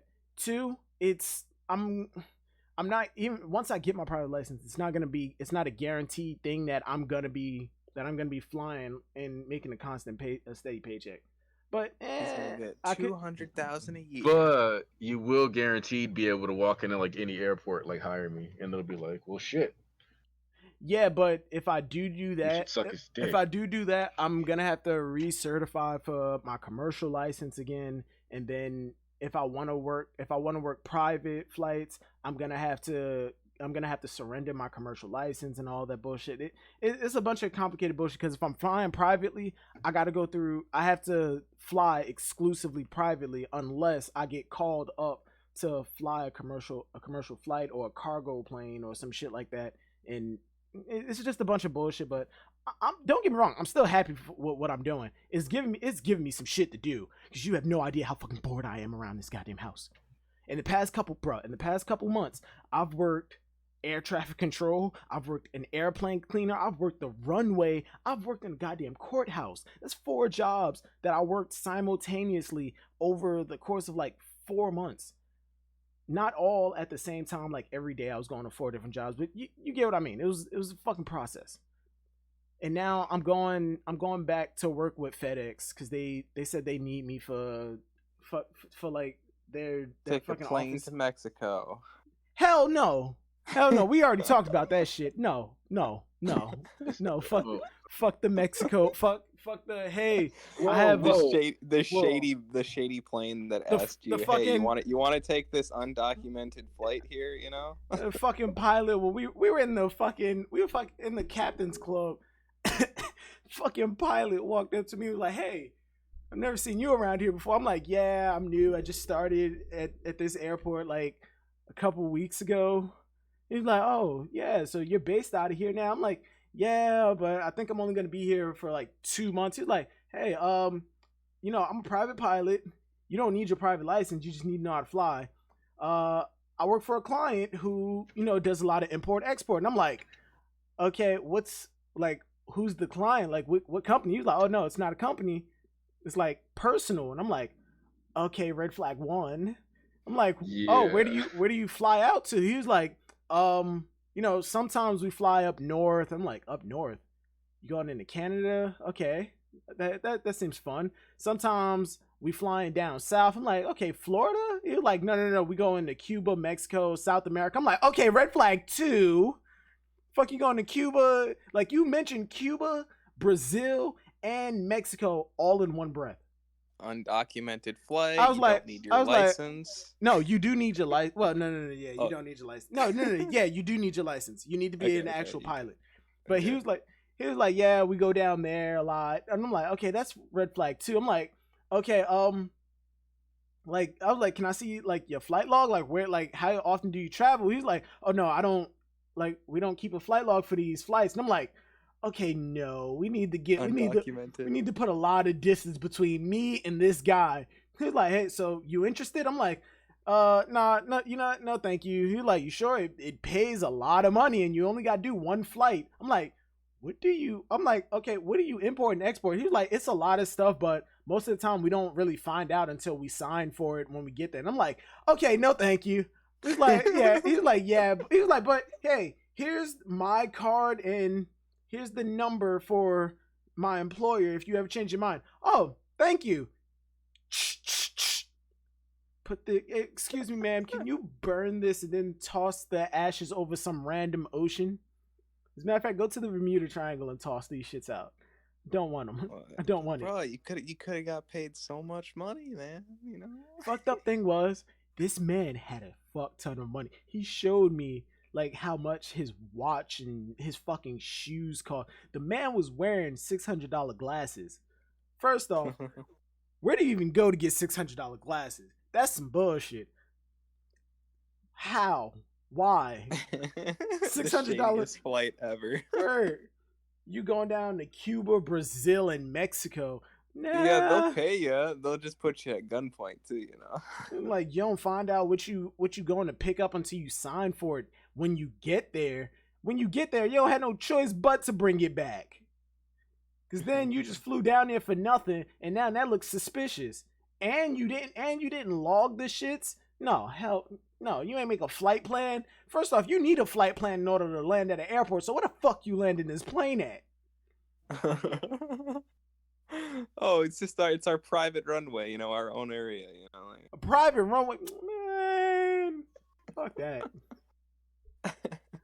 All right, hold on. Let me get back to the comments because it's been like an hour and a half. I'm gonna wind it down. Oh, Smash, you still here? Oh yeah, I'm here. All right. Like a couple weeks ago, I forgot. Like the last chapter discussion, I forgot to address the comments from the video before that, which was the one that me and you was doing, where we was like, if you can't criticize your favorite series, it's not your favorite series. Somebody made a comment on that, and I want to address that. because I feel like I need to elaborate because in hindsight it did sound kind of dumb, but to my knowledge, I think we were both a little fucked up. But, Probably. Yeah, probably. She's just saying Iroh, big goat. Of course, Uncle Iroh is the goat. The man accomplished everything he wanted to on like the physical plane and said, "Okay, yeah, I'm done. I'm going to the spirit world to be an infinite god." And he did. Like what? Uncle Iroh is the goat. Dad didn't even follow the show as much as I did, and he was even more offended. Grotesque, I do not remember what we were talking about when you said that. Oh, Heavy, you said you're getting your Ruby Pop soon? The GameStop exclusive Ruby Pop, where Ruby is wearing her hood, that's going to be at New York Comic Con this year. Kuma is going this year. I skipped out on this year because last year I didn't really enjoy it all that much because, situations. But I'm gonna ask him to get me like 4 of them. I'm gonna pay him for it because oh my god, I fucking love Ruby. The new season. Oh, the new season. Fuck everybody who make channels just to bash Ruby because it's a goddamn hot topic. But yeah, I do agree. Time for me to start my channel to hate Ruby. Duh. Bruh, no, in all honesty, you will if you literally can pick apart those things, which it's not that hard because yes, Ruby does have flaws in characters and shit, but some people go to the extremes. And some people who I originally subscribed to because I like their editing and I thought, oh, it's a Ruby channel. And I watched one of their videos and was like, okay, this is one of the gripes that he has. Then I watched all of his videos and found out the entire channel was just a channel to bash Ruby and point out its flaws. And I'm like, okay, meh. I think people overlook the fact that Omac said I think people overlook the fact that Oda has kind of humanized the monsters that are Big Mom and Kaido with the issues that they have. I agree with you. I really do. Humanizing characters gives them actual depth. Kaido's a drunk. Big Mom's an idiot. Well, she's either a smart idiot or the dumbest smart person in the entire series. Some weirdo addiction. Oda just needs to let her actually get some time where she's being like her effectively. Bro, I'm telling you. I think that's the balance to her. I think Oda understands that he made her monstrous, so he's like none of her screen time justifies like anything said about her though. Like almost none of it. It's like Big Mom's network is her fucking crew doing her work for her. Well, her crew's more competent than her. The way Garp explained the 4 emperors, I was expecting all of them to be like him. They had character quirks, but when it came to the fight, there was nothing that could hold them back. And then Kaido came into a fight drunk, and Big Mom had a hunger craving. So Kaido has some kind of depression issue. I don't know, bipolar or something about him. I remember when people were saying Nami was like the daughter of Kaido, and he left her in the East Blue, and now he wants her back. And I'm like, okay, what the fuck? Yeah, that was an actual theory. Big Mom. I've heard Nami was Big Mom's daughter. Nami was Kaido's daughter. Nami and Shanks are like brother and sister or some bullshit like that because of the similarity of the red hair, even though Nami's hair is orange. I've heard like things like, "Oh, Kaido's the last of a dragon race," and people are still sticking to that because in mythology, dragons can transform into people. Kaido's not a dragon, people, and he's not a fucking poneglyph, Frankie. I'm not gonna say names, Frankie. I'm not gonna point fingers. The dragon know me. What you mean, bro?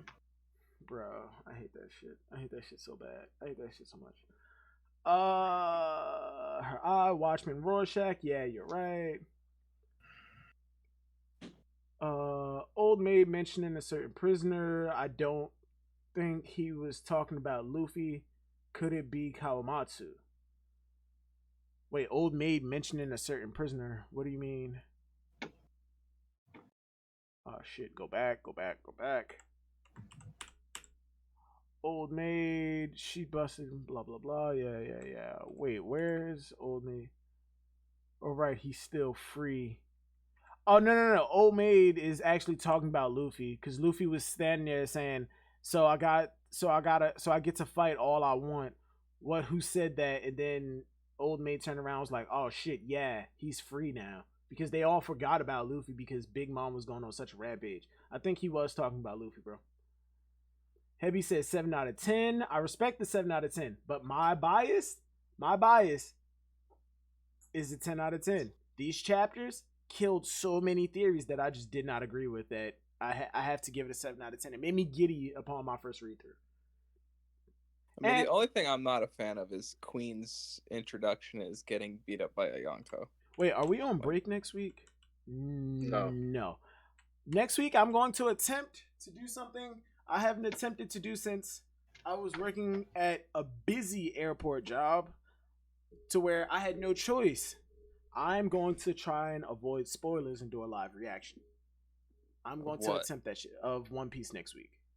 Because Luffy's going to go on a rampage. I feel like we're going to get a new character review. I'm spoiling them in the group chat. Don't worry, guys. Want to bet? I do a technology fast that day. No. Oh wait, then I can't, and then that means I can't go into Gannon's because every time a chapter comes out, they all do a group reading. It's like a book club at this point. I thought you were putting the hat down, Silvers. You can eat like 9 dicks, Hockey. Ayo, Smash. I came in here and was like, yo, Hockey, why you just sitting here by yourself? He was like, I don't know. I normally just sit here and wait for other people to join. And I'm like, I get that, but you do know, like, this is the equivalent of me being a bar owner of a dying bar and walking out and seeing somebody and going, hey, I'm closing up shop. This is the last day.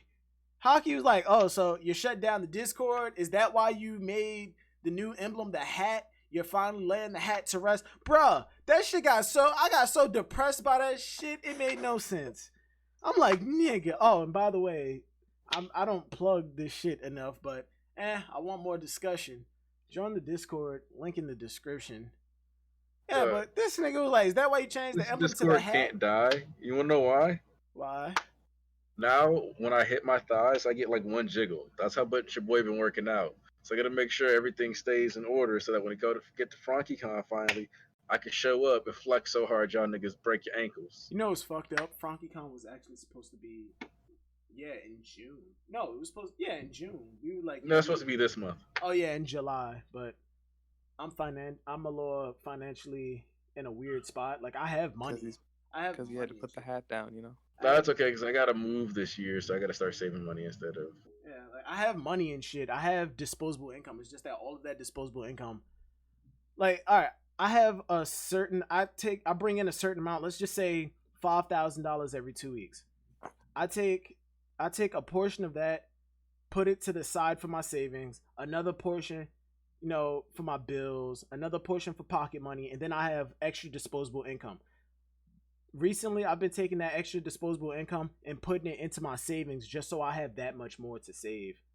So 6 figures? No, not 6 figures, nigga. 5,000 every 2 weeks is definitely 6 figures. Yeah. Like the stream? Like the stream comment? Like the stream comment? And no. I was just don't like this nigga stream. Don't. Nah. I was just using that. I was using that as a basis, bro. I was using that as a basis. Obviously, from this Smash. nigga. All right, wait. If I'm going back to working at FedEx, you really think I'm pulling in 5,000 every 2 weeks? That's how much a flight attendant makes.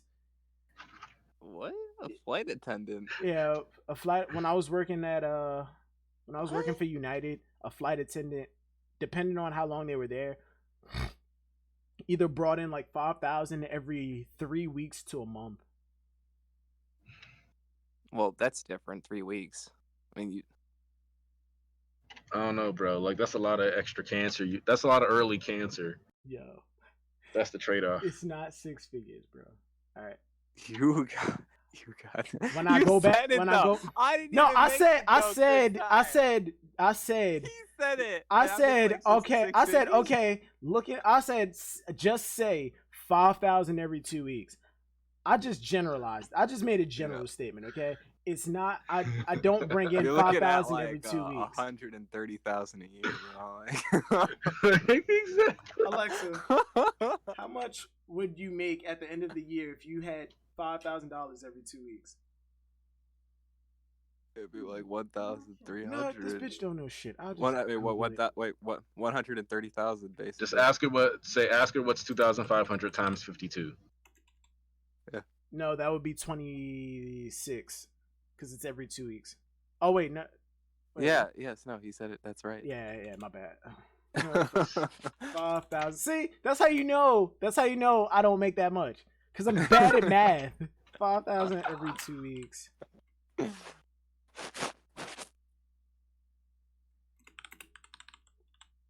No. But no, it's the 1,000. It's 1,000. I keep saying 1,000. 135,000. If you were to work every single week, like no vacations, right? You know, but You've seen Silver's. He takes at least 3 vacations. Nah. I know people. I went to high school with people who now in life don't do shit with their life. Like they literally only make minimum wage. But every time I look on like Instagram, Snapchat or shit, they're on a vacation. How, Sway? How? yeah, that's like 2 of my friends. When I fucking was a pilot, bitch, a nigga couldn't go on vacation to save his goddamn life, and I was traveling to these fucking tropical. I was in Honolulu for like a week, layover. Filled out my paperwork that first day, the first fucking day, and I still couldn't enjoy myself because it was only a week. These motherfuckers are making minimum wage and they paying for like first class tickets to like Florida. Well, granted, every year there's always like reduced prices to certain places. Last year it was like Florida, Puerto Rico, and the Dominican Republic. Dog, it's called daddy's money. Like, nah, bruh. Some of these people were like some people are stereotypical. just stupid. Some people, Like- the people that I knew, they were stereotypical niggas. They ain't have daddy. And They're going into. Then how debt about you so that not they worry can about what they goof do off. with their drug money? Okay. nigga, if you making that kind of money on minimum wage and they not Drug catching money. on, shit, I think I might be in the wrong profession. Bro, you sling it, nigga. You gotta sling it out the Popeyes, bro. You had them order a number 8 real shit, with some peach cobbler. Smash, Ain't no real peach shit. cobbler. That's an 8. So then you charge them an extra $35 on the bill. All right, Smash, you need to stop incriminating yourself, my nigga. I don't work at Popeyes. It's all good. That nigga, you know the ins and outs of it. Nah, but my thing is, I feel like if I was to sell drugs, it would get to the point where I would get caught for being too good of a salesman because I know everybody who want this shit and need it. And just because it's illegal in actual business, don't mean it's illegal in illegal practices. I would monopolize everything. I'd make my shit I'd have high quality shit, sell it for low prices to the point where everybody comes to me, and now I'm buying it off of the big sellers. And then when they run out of their business, now I jack my prices up. That's how I do it. But This nigga trying to get shot. oh yeah, I've seen people get shot over it, and hell, you start selling and you make more than somebody else. They shooting you just because you doing better. They don't want that competition. I'm talking about you raising these prices back up. You gonna have Tom's, Dick's, Harry's, Paulina's, Francesca's, Tiffany's, Said Stephanie's, Francesca's. Sylvester's. Hold on. All right, no more drug talk. I feel like the FBI about to break in, thinking that we drug I don't lords. understand And anything. And I got my goddamn goddamn license, Smash. And I'm trying to get my private license. I'm not about to get that shit if I continue this conversation. They're like, oh, you flying out to Mexico today, huh? Yeah, how long you gonna be out there? Oh, like 3 hours. Uh-huh. You're not going. What? Why? You trying to bring back some smack essay? What? I don't Look. even speak Spanish. Just because you get your pockets ran don't mean I'm getting mine. Terrible. You get a spoonful of peanut butter. You feel me? Fucking terrible. Talking about the live action last Just forget about Airbender movie. What's going? Hold on, wait, 7 out of 10. Ulrich said you were about to be a part of the smuggling ring of who knows what or a private pilot of an unknown agency. All right, Ulrich, it was one of two things. I was about to get brought in to a secret government like sect where I was an ace pilot and they would have trained me even better, or I was about to be a drug smuggler or a people smuggler, and I don't want to be in either. All right, I'm not. The reason that I got my license through a flight school and not, the Air Force is because I'm better off serving my country amongst the civilians. I don't need to be superhuman. I don't need to be the hero. I don't need to be the villain. Hell, I don't even need to be the civilian on camera. I want to be the background character. Yeah, in Transformers. Nigga, do you know how NPC I am? I'm a nigga in the Transformers movies, when they break through buildings, you know the people you hear screaming? I'm the person in the building you didn't hear scream. That's me. I'm not the person who screams. I'm not the person on camera. I'm not the person holding the all spark going, Optimus, wake up. That ain't me. That ain't me. I'm about the most normal who ever normalcy. Like that's just how it is. And I'm okay. I've heard some of the stuff you say. No. Yeah, Silvers might actually be on screen. He might be a little bit of that guy, All right, if at most I'm willing to be the Wilhelm guy. My leg. Like the Wilhelm scream. That's me. But or that brown fish on SpongeBob who wears the brown pants? That's me. Yeah, I'm willing to accept that. I'm that brown fish that doesn't have a name, but he's always on screen. Smash, you're like that blue one on SpongeBob with a white shirt. You beat up an old man. How many times was Yo, all right, yeah, I was hoping you caught that shit. How many times do we have to teach you this lesson, old man? I love the young people. Why does Silvers remind me of Tom from the Boondocks? Hey, yo, the heavy Hitler. That's disrespectful, but at the same time, that's funny as hell. Hitter. He is not Hitler. Hitter, man. Oh shit. I'm so sorry, but at the same time, not, because that was low-key disrespectful.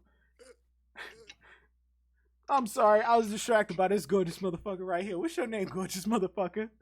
Yo, why they come for Tom like that? Look, I was watching that episode yesterday. He's like, I like a man. I tell him like this: I like you, he like you, and I want you, he wants you. And we can do this the easy way. We can do it the hard way. The choice is yours, Tom. What's this gonna be, Tom? I need to rewatch the Boondocks. Allah, make my shaft stronger against the. Oh my God. Allah, make my shaft strong like the oak tree against the boots of the infidel. Oh my God. I've heard theories that Jabra was Kaido's kid. Nani? Kaido getting that ring. Yeah, Grotesque. Grotesque said That Rusi? Yeah, y'all know Jabra is the wolf man, right? Yeah. We got Why his did ass like low diffed by Sanji. Yeah. Yeah. All right, it wasn't low diff. It wasn't low diff. What the fuck was I about to say? Oh no, I was reading through the chat. I hope Kaido is still an inherent dragon, still not confirmed. I hope he's not. Kaido being a full-fledged dragon that turns into a human, I'm not on board with that. And correct me if I'm wrong, we already got the confirmation that he ate a devil fruit. A mythical zone. A mythical zone. We already got confirmation of that. Which, why hasn't he gotten an Oda box? Honestly, I'm just saying it would be cooler to have him be To be a what? You cut out a dragon. Did you say a dragon? Yeah. I don't. Because like that, the Celestial Dragon filler from the East Blue arc, I hate that shit. I hate that filler. I do. I like the idea of mythical creatures being here, but I want them to be rare and don't make them a major player in the fucking series. if they are rare and they are major players, make it like the last Airbender. The Island Turtle, he was the last of his kind. Kaido, We saw a Sphinx, you know. I think Kaido's the last of his kind. And okay, if he is a dragon, if there are dragons and it is the last of its kind, not Kaido.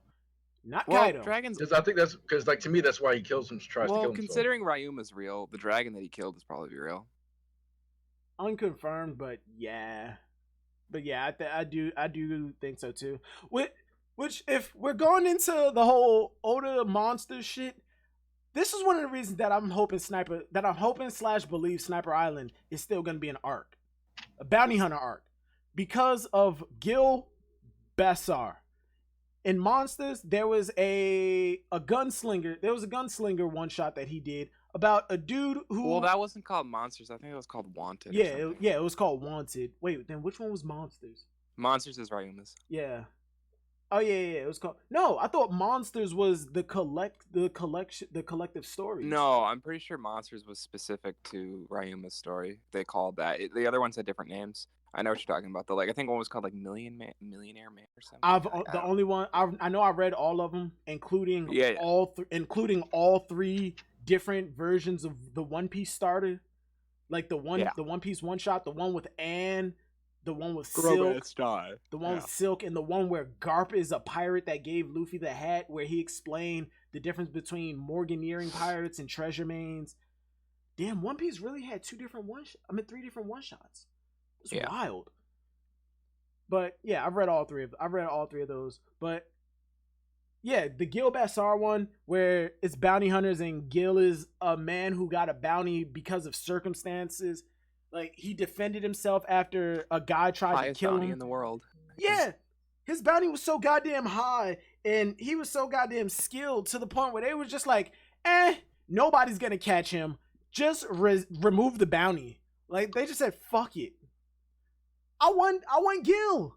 It doesn't literally have to be exactly what they had in that one shot, because Gil had one of those bounty hunters haunting him.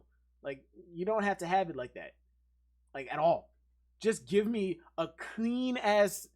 Hell, you could just make Gil a bounty hunter. Give me a clean ass bounty hunter for the crew to fight, or if not even fight, give me an island. Give me another weird island for One Piece. Like, say they dock their ship on an island, and all right, one warning. The Flying Fish Riders. All right, hold on. Warning. Fan fiction time, because yes, I do my own fan fictions, and because of DJ, I've recently started writing them up. No, I'm not gonna read it off because it's up here. Yeah, but say. You ever play BioShock? Anybody? Yes. Yeah. You know the lighthouse, the dock for the lighthouse, and at the end of Infinite, there were infinite lighthouses for the multiverses. Take the infinite lighthouses, and that's the dock. They go up into let's just say Columbia, a man-made sky island it's basically the Jaya of bounty hunters. But the shit rotates, the shit flies, circles around the island below, which is actually Sniper Island. They get off of the man-made sky island onto the regular island and find out they're on the other side of the island because the man-made island just rotated. Now they gotta make their way across the island. It's a big ass game reserve where they're hunting pirates. Make that shit happen and put Gil Bassar into there. It's not necessarily an antagonist thing, like where it's one main antagonist throughout the arc. It's just them fighting a fuck ton of bounty hunters. Because I feel like if you were to do a bounty hunter arc where it's like one main antagonist, then that defeats the whole point of it being a lot of bounty hunters. Like, everybody being under one organization, then that means they're not bounty hunters in it for themselves. They're a collective group. And I'm tired of the group thing. Give me a bunch of people. Give me Jaya. Give me Jaya for bounty hunters. That's what I'd like. And an extended arc where Oda, you need to do bounty hunters right. You introduced them. You haven't been using them. You had Gene Amigo say that he already caught some level 6 people, and he's gonna catch even more. Except he was a puss. Yeah, how the fuck did he catch level 6 prisoners? I guess some of those guys just they did some political shit, maybe. Either political or they're put in level 6 because of their cruelty, not their strength. Yeah, like that guy was... like Ted Bundy and BTK. Yeah, Hannibal Lecter. I mean, there were probably some fodders in there then, Yeah. It was based off bounties and other stuff like that, so. And some of these people probably killed hundreds of people. Yeah. All right, but we hit the 2-hour mark like 2 minutes ago. I feel like this is a good place to end it. Like the video when it goes up. Comment your thoughts on what we had to say. Subscribe, join the Discord, talk to Hidden Hockey. Join Discord. Yeah, the Discord Get roasted by Silvers because he's actually mean. Well, I am Discord's not dying mean. anyways. I'm Silver's not put the But hat I'll down. be your best friend. I'm Aniki. That's why they call me Aniki. I'm the server's big bro. Da-da-da. But the server put its hat down, so. He reads My Hero Academia and makes videos on it. If that's not a clear indication on who this man is, I'm sorry for you. But yeah, like the video if you did. Comment your thoughts down below. Subscribe to the channel if you're Stop new. being jealous. Stop being jealous about, nigga, I made you thumbnails. I'm supporting you. I told your ass. I'm fucking with you. I told your ass, yo, you need to center your camera more because your head is at the bottom of the goddamn frame. I go to this nigga channel. It was a live stream that happened that I had to find out through She-Sweet. I ain't getting an invite, and the nigga done took my advice and sent it to his camera. I'm like, what the fuck? I ain't even get an invite, my nigga. Bet. You did get one. You just didn't talk to me. You lucky I ain't demote your ass. You dog. I hit you up. You didn't listen to me. No, But didn't. you can't demote a Knights of the Round, otherwise you run out of. He's not a Knights of the Round. This is goddamn Kingsglaive. Because I used the glaive. I can afford to get rid of some of them. Wow. Smash. It's I only like said that? I only said out of love. I only hate you because I love you. Oh no. I'm not missing it. I'm not missing this again for another week. Comments from older videos. Bam. Oh no, wrong thing. All right, Prince G.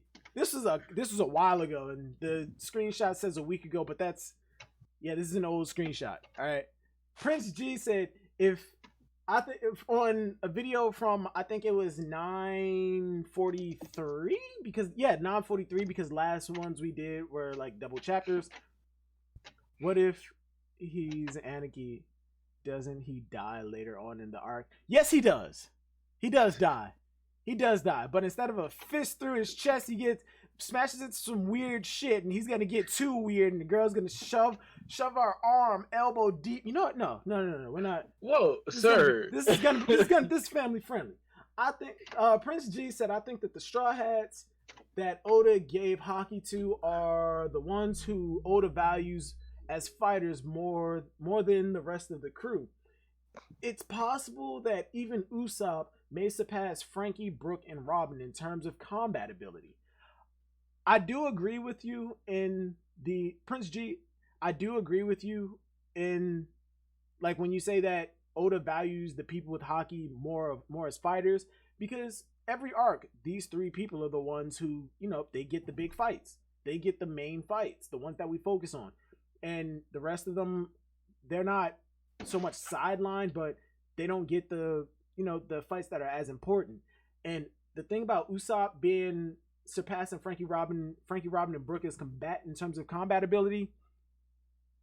It depends on your definition of combat ability because Brook is a close range fighter and he's limited because he's a swordsman and shit. Usopp is more limited but in different ways.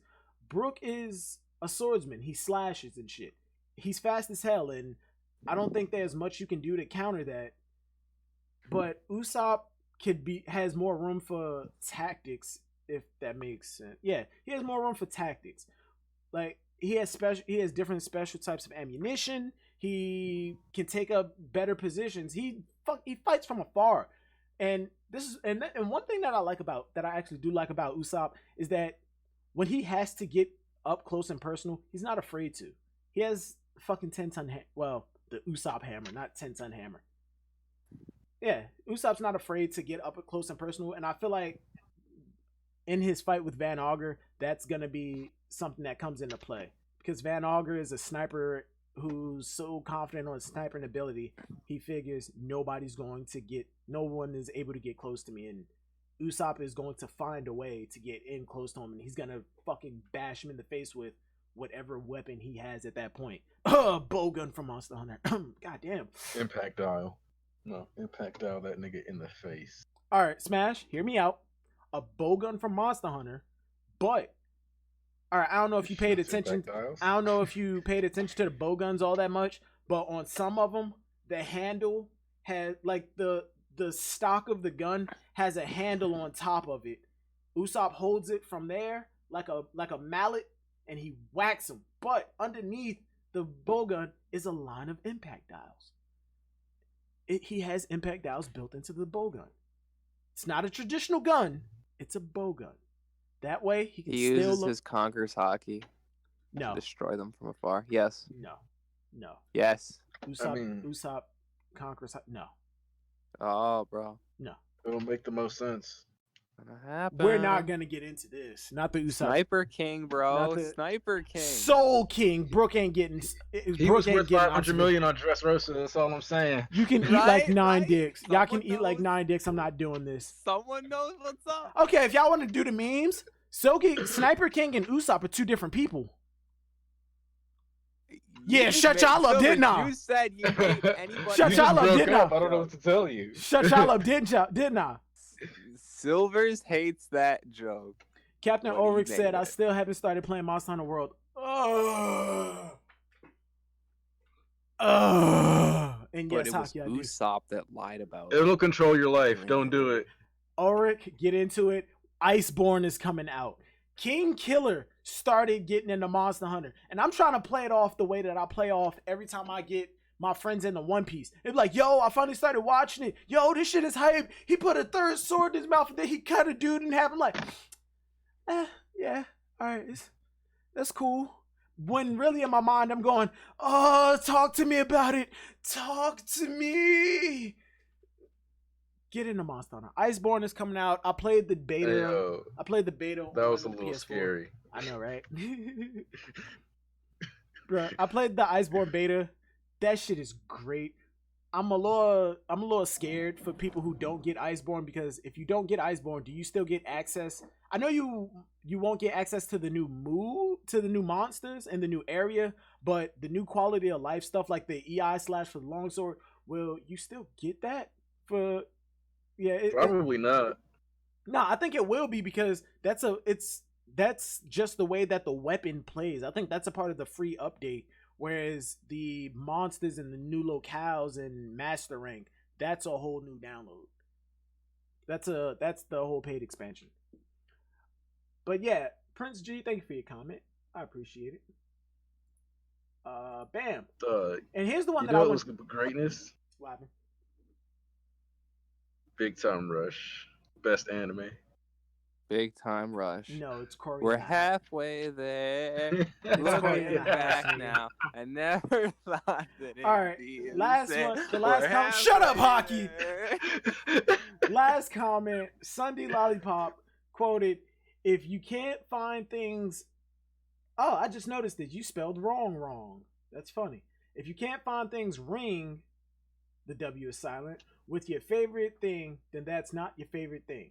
And he continued to say, that's got to be some of the true dumb TR. Yeah, I'm guessing that's true. The true dumbest shit I've ever heard. Okay, let me elaborate. One, I think I was sleepy and high key drunk that day.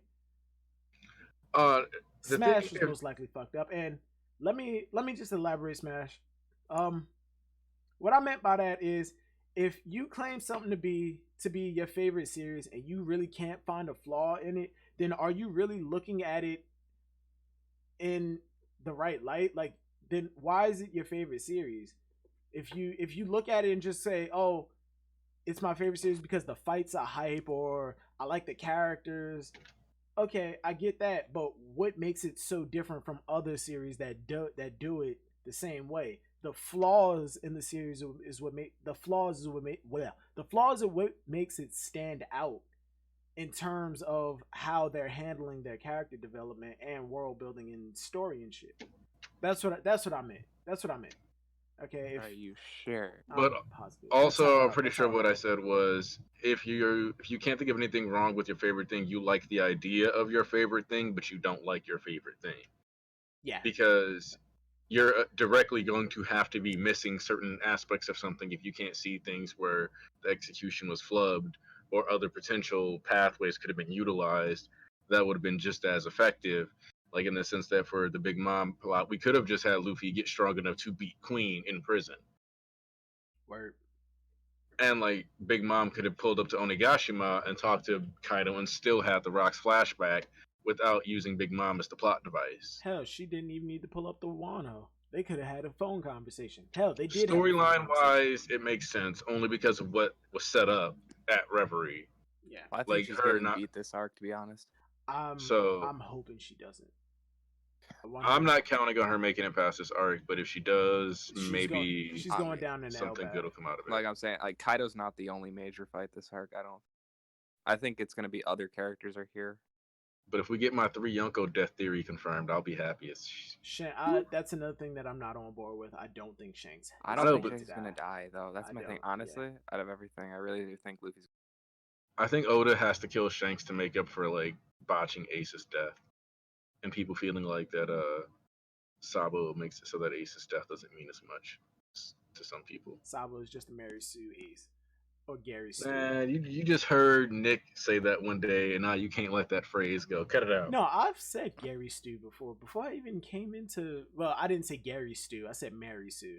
I didn't know Mary had a husband. Wow, what are you, sexist? But he's not even. But Not I'm even a- perfect I'm a everything he man. does. I'm a He man. beat one guy. Yonko Commander, captain of a So? ship. Captain of a You ship. washed a guy. Yeah. But that's He did. that's exactly what he's supposed to do. Exactly. When the flame fruit was first reintroduced, I was so torn about who is going to get that fruit. I've seen theories after theories saying that the reason Fujitoro was there was because Garp sent him there to get that fruit so Kobe can have it. And I was like, maybe it's a possibility. Maybe I didn't like it, but I definitely saw it as a possibility. That would have been wild. Another one. I remember was- that. The one that I just said, yeah, this is fucking stupid, was Luffy's going to eat 2 devil fruits, the flame fruit and the rubber fruit. One, how the fuck's that gonna work? Rubber melts under fire, so Well, Luffy can make his arm on fire. yeah, he would have had but elastic flames, bro. he's already a rubber man. So once you set yourself on fire, you're fireproof rubber, but at the same time you're still rubber. So what? It's weird. It's stupid. I Either honestly way, don't Oda care. fulfilled my wish that arc. I remember people were saying Rebecca, she's gonna get the fruit, that was and another one. it's gonna be the first Logia straw hat, and that was what everything was gonna be. And it was my birthday that time, and I just wished, and I was like, Oda, please Don't let this let Sabo eat the fruit, and Rebecca do not join the crew. For the love of I wish I was as hard as I teetering could. hard as hell on Rebecca. And my birthday wish came true. I was That's- teetering so I hard was as Okay. hell on Rebecca on whether or not she was joining. I didn't want her to. It was like the There's carrot people thing. who actually liked Rebecca. Yeah. My birthday wish was for her to not join, so Oda fulfilled my birthday. I was teetering on that bitch because like I didn't. It was the carrot situation. I didn't want her to join. Didn't think she was gonna join, but I saw the argument. But with Rebecca, unlike Carrot, with Rebecca throughout the arc, I was like, oh shit, she's joining the crew. Yeah, no, she's not. Oh damn, yes she is. And then at the end, she was crying, and Luffy showed up and was like, come with me. And I'm like, oh no. No. No. No. Oh god, the fear. The No. fucking fear of that chapter. Oh god, no. I was so petrified. I thought That shit did too. throw me through a loop. I was like, don't take this useless ass. He What are you was doing? Oh my he- god. No, and the worst part about it, that was around the time that Manga Panda was still a thing. So we didn't get the context of him talking to her saying, "Are you okay with everybody lying about who your father is?" She didn't say, she didn't say, "Take me to my father." She just said, and Luffy, what? They didn't even talk about that shit. He just ran up to the window and said, "Come with me." And she said, "Okay." And I'm like, no. Dude, you don't understand. I was on a forum, because my only community was a forum back then, and every single person was a Rebecca rooter. Like, yeah, they were I was a rooting part of for her Oral the Jackson entire at that time. Dog. They, You know what? They were telling me I was arguing against them for the entire arc. So Yo. for years, I argued against these Yo. people about Rebecca. Dressrosa was when I caught up, and I'm really glad that I wasn't on forums when I got caught up. Bro. Because I would have been like, what the fuck is wrong with you people? Rebecca's trash. People made some heavy fucking points for Rebecca that I could not deny. Unlike Carrot, they had some heavy points that I could not deny. They was like, Usopp lies come true. Beautiful swordsman with meat. I was like, when the fuck did... Oh, shit, she gave Luffy lunch. They gave her the backstory. They tried to give her a goal, and I was like, no. Yeah, no. but they can't take people like that. She's so worthless. I know. No, like, but look, she's they gave her inferior one speed type swordsman. without a devil fruit. She had a unique fighting style. She was dodge. No, She was dodge and counter. She never really attacked. Brooke.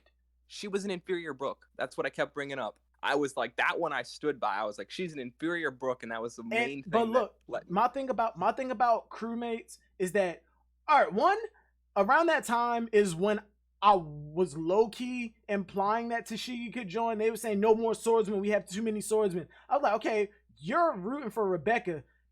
And that's when this whole idea came about. It's not about the type of weapon that they use. It's about how they use it. Rebecca was a unique type of swordsman. Dodgeball.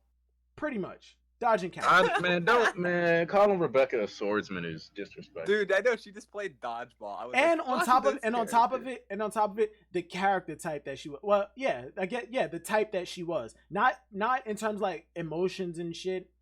I mean like appearance wise. We have a samurai. We have a traditional pirate with Luffy. They said she was a gladiator. Yeah, they're like, oh, we don't have a gladiator. A gladiator on the crew. We don't have a gladiator. We need a gladiator. That's one of the worst arguments that I ever heard when people say, that was so dumb. We need this. We need that. Why do we need that? And then they come up with some shit that hasn't even been introduced in the series yet. We need Monet. Dude. We need a Logia. We need a scout. Worst thing, we need an astronomer for the space arc. One of the worst chapter days was when Luffy was running. I think he was running up the mountain, and he said, "Don't leave my crew. Stay with them." And oh my god, they said, "This is proof. Rebecca confirmed." Oh my god, these guys were cheering with Rebecca joining, and they were clowning. They were clowning me because they're like, "Look at you arguing this entire arc," and I'm like, "No, for fuck." Dude, I was haunted for 2 years. They fucking.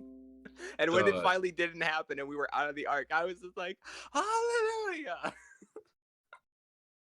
I'm glad I wasn't in the One Piece community like that back then. Holy shit. Bro, dude, the cancer. It was hard. It was cancer. It was hardcore scary. It was granted, now I'm the grumpy guy in the community that's like, I hate the fact that Big Mom is just a blatant plot device. What's the point of this? Hold on, Virgo's streaming right now. Who's in there? I can't join right now. Oh god, the memories of that shit. Bro, the crew debates, the next crew member debates were so goddamn. It was just so horrifying. But at least those are dead now. No, they're really not. I know. The Rebecca one's dead. They're not as like active as they used to be, but that's only because we haven't really gotten into the meat of the art. Hey, you know what would be mad sick? If we cut away the referee and somebody tries to go Cobra, but Rebecca uses her sensory hockey to eat the bullet for him. Dope. Dude, yeah, Rebecca, I can't. Oh God, She ain't a princess, so we can afford to lose her. Rebecca. Oh, for a second I thought you were saying something about her joining. I was like, Technically, Rebecca is a princess. Just because you say, "Oh no, I need you to take the title of prince," she's really just not the next in line. She's just not the next in line. She gave that title up to her aunt, which in Viola deserves it. reality, her sister died. So, Viola's far more capable of it. Yeah, What did Rebecca Viola do? like Play dodgeball for years? Viola's like the one to like run that shit if anybody's gonna Like, run that here's my shit. thing. I feel like I actively hate Rebecca more than like other people just because of the Nakama stuff. You know, I wouldn't have gave a shit. I would have been like, you know what, whatever. She's the emotional vice of Kiros. Fine. But the fact that people considered her Nakama material, and that's why I dislike Carrot. The community put way too much on it. Would put way too much, and now I'm like, I'm not really for it. Yeah, I'm like, not for it. I don't feel Carrot as much because a lot of people push for her way too much. Like with Carrot, it's kind of like similar to the Momonosuke take, except she's actually got like combat use too, where it's like they're both people who have been living in these like isolationist ass areas this entire time. But like unlike Momonosuke, Carrot doesn't need a formal education. So like it's like the same argument for the two of them is essentially that like their dream is to do what the Straw Hats would let them do. Or at least with Carrot, her dream is specifically to do what traveling with the Straw Hats would allow her to do. It's the cabin boy thing, like the cabin girl, cabin boy. Yeah. My thing about Momo, like, see, my thing is like I feel like Momo is only more realistic, only that like I could see him as a main character, you know, like if he was an adult. Whereas with Momonosuke, if he was to join, he would have more character moments than Carrot. Whereas Carrot would just be, oh my god, this island looks so incredible, which we already have with Luffy. At least with Momonosuke, when he learns something new, it actually means something because it's building towards his development of being the Shogun. Whereas Carrot, yeah, like that's what. Whereas with his Carrot, end goal is much further. Yeah, whereas with Carrot, she already fulfilled her dream. She wanted to go out and see the world. She saw the world, and guess what? It's scary. It's scary as fuck, especially since you're in the new world. But like I said, I don't want Carrot to join. I don't think Carrot's gonna join. But I do see the possibility of her making it onto the crew. Yeah, it's not impossible. Like, I'm not gonna sit here and say that there's a 0% chance because that's just not true. But like if I was, because if I'm thinking of the idea of the next position is that cabin boy position, right? The cabin girl, cabin boy, and when I think of that, I'm thinking of the next Shanks, the next Luffy, a person who could be a leading main character, right? And I don't with see Wano Carrot... opening up its borders in this generation, and Momonosuke inevitably becoming the leader of that redeeming country, and being as strong as he should be, especially being trained by the people who are supposed to surpass the last generation of world's strongest swordsmen, Pirate King and emperors and shit. Yeah, Momonosuke being trained by that, his version of Shanks is probably going to be stronger than what Shanks currently is if he were to join. And Momonosuke being in that position, I feel like it just fits. But yeah, that's it from us. That's it from me. Like I said, put some lotion on. Like I said, like goddamn, 20 minutes ago. Like the video if you did. Comment your thoughts down below. Subscribe if you're new. Join the Discord, cause like it's not a lot of conversation going on recently. It's dying. Yeah, I'll see you guys later. Peace.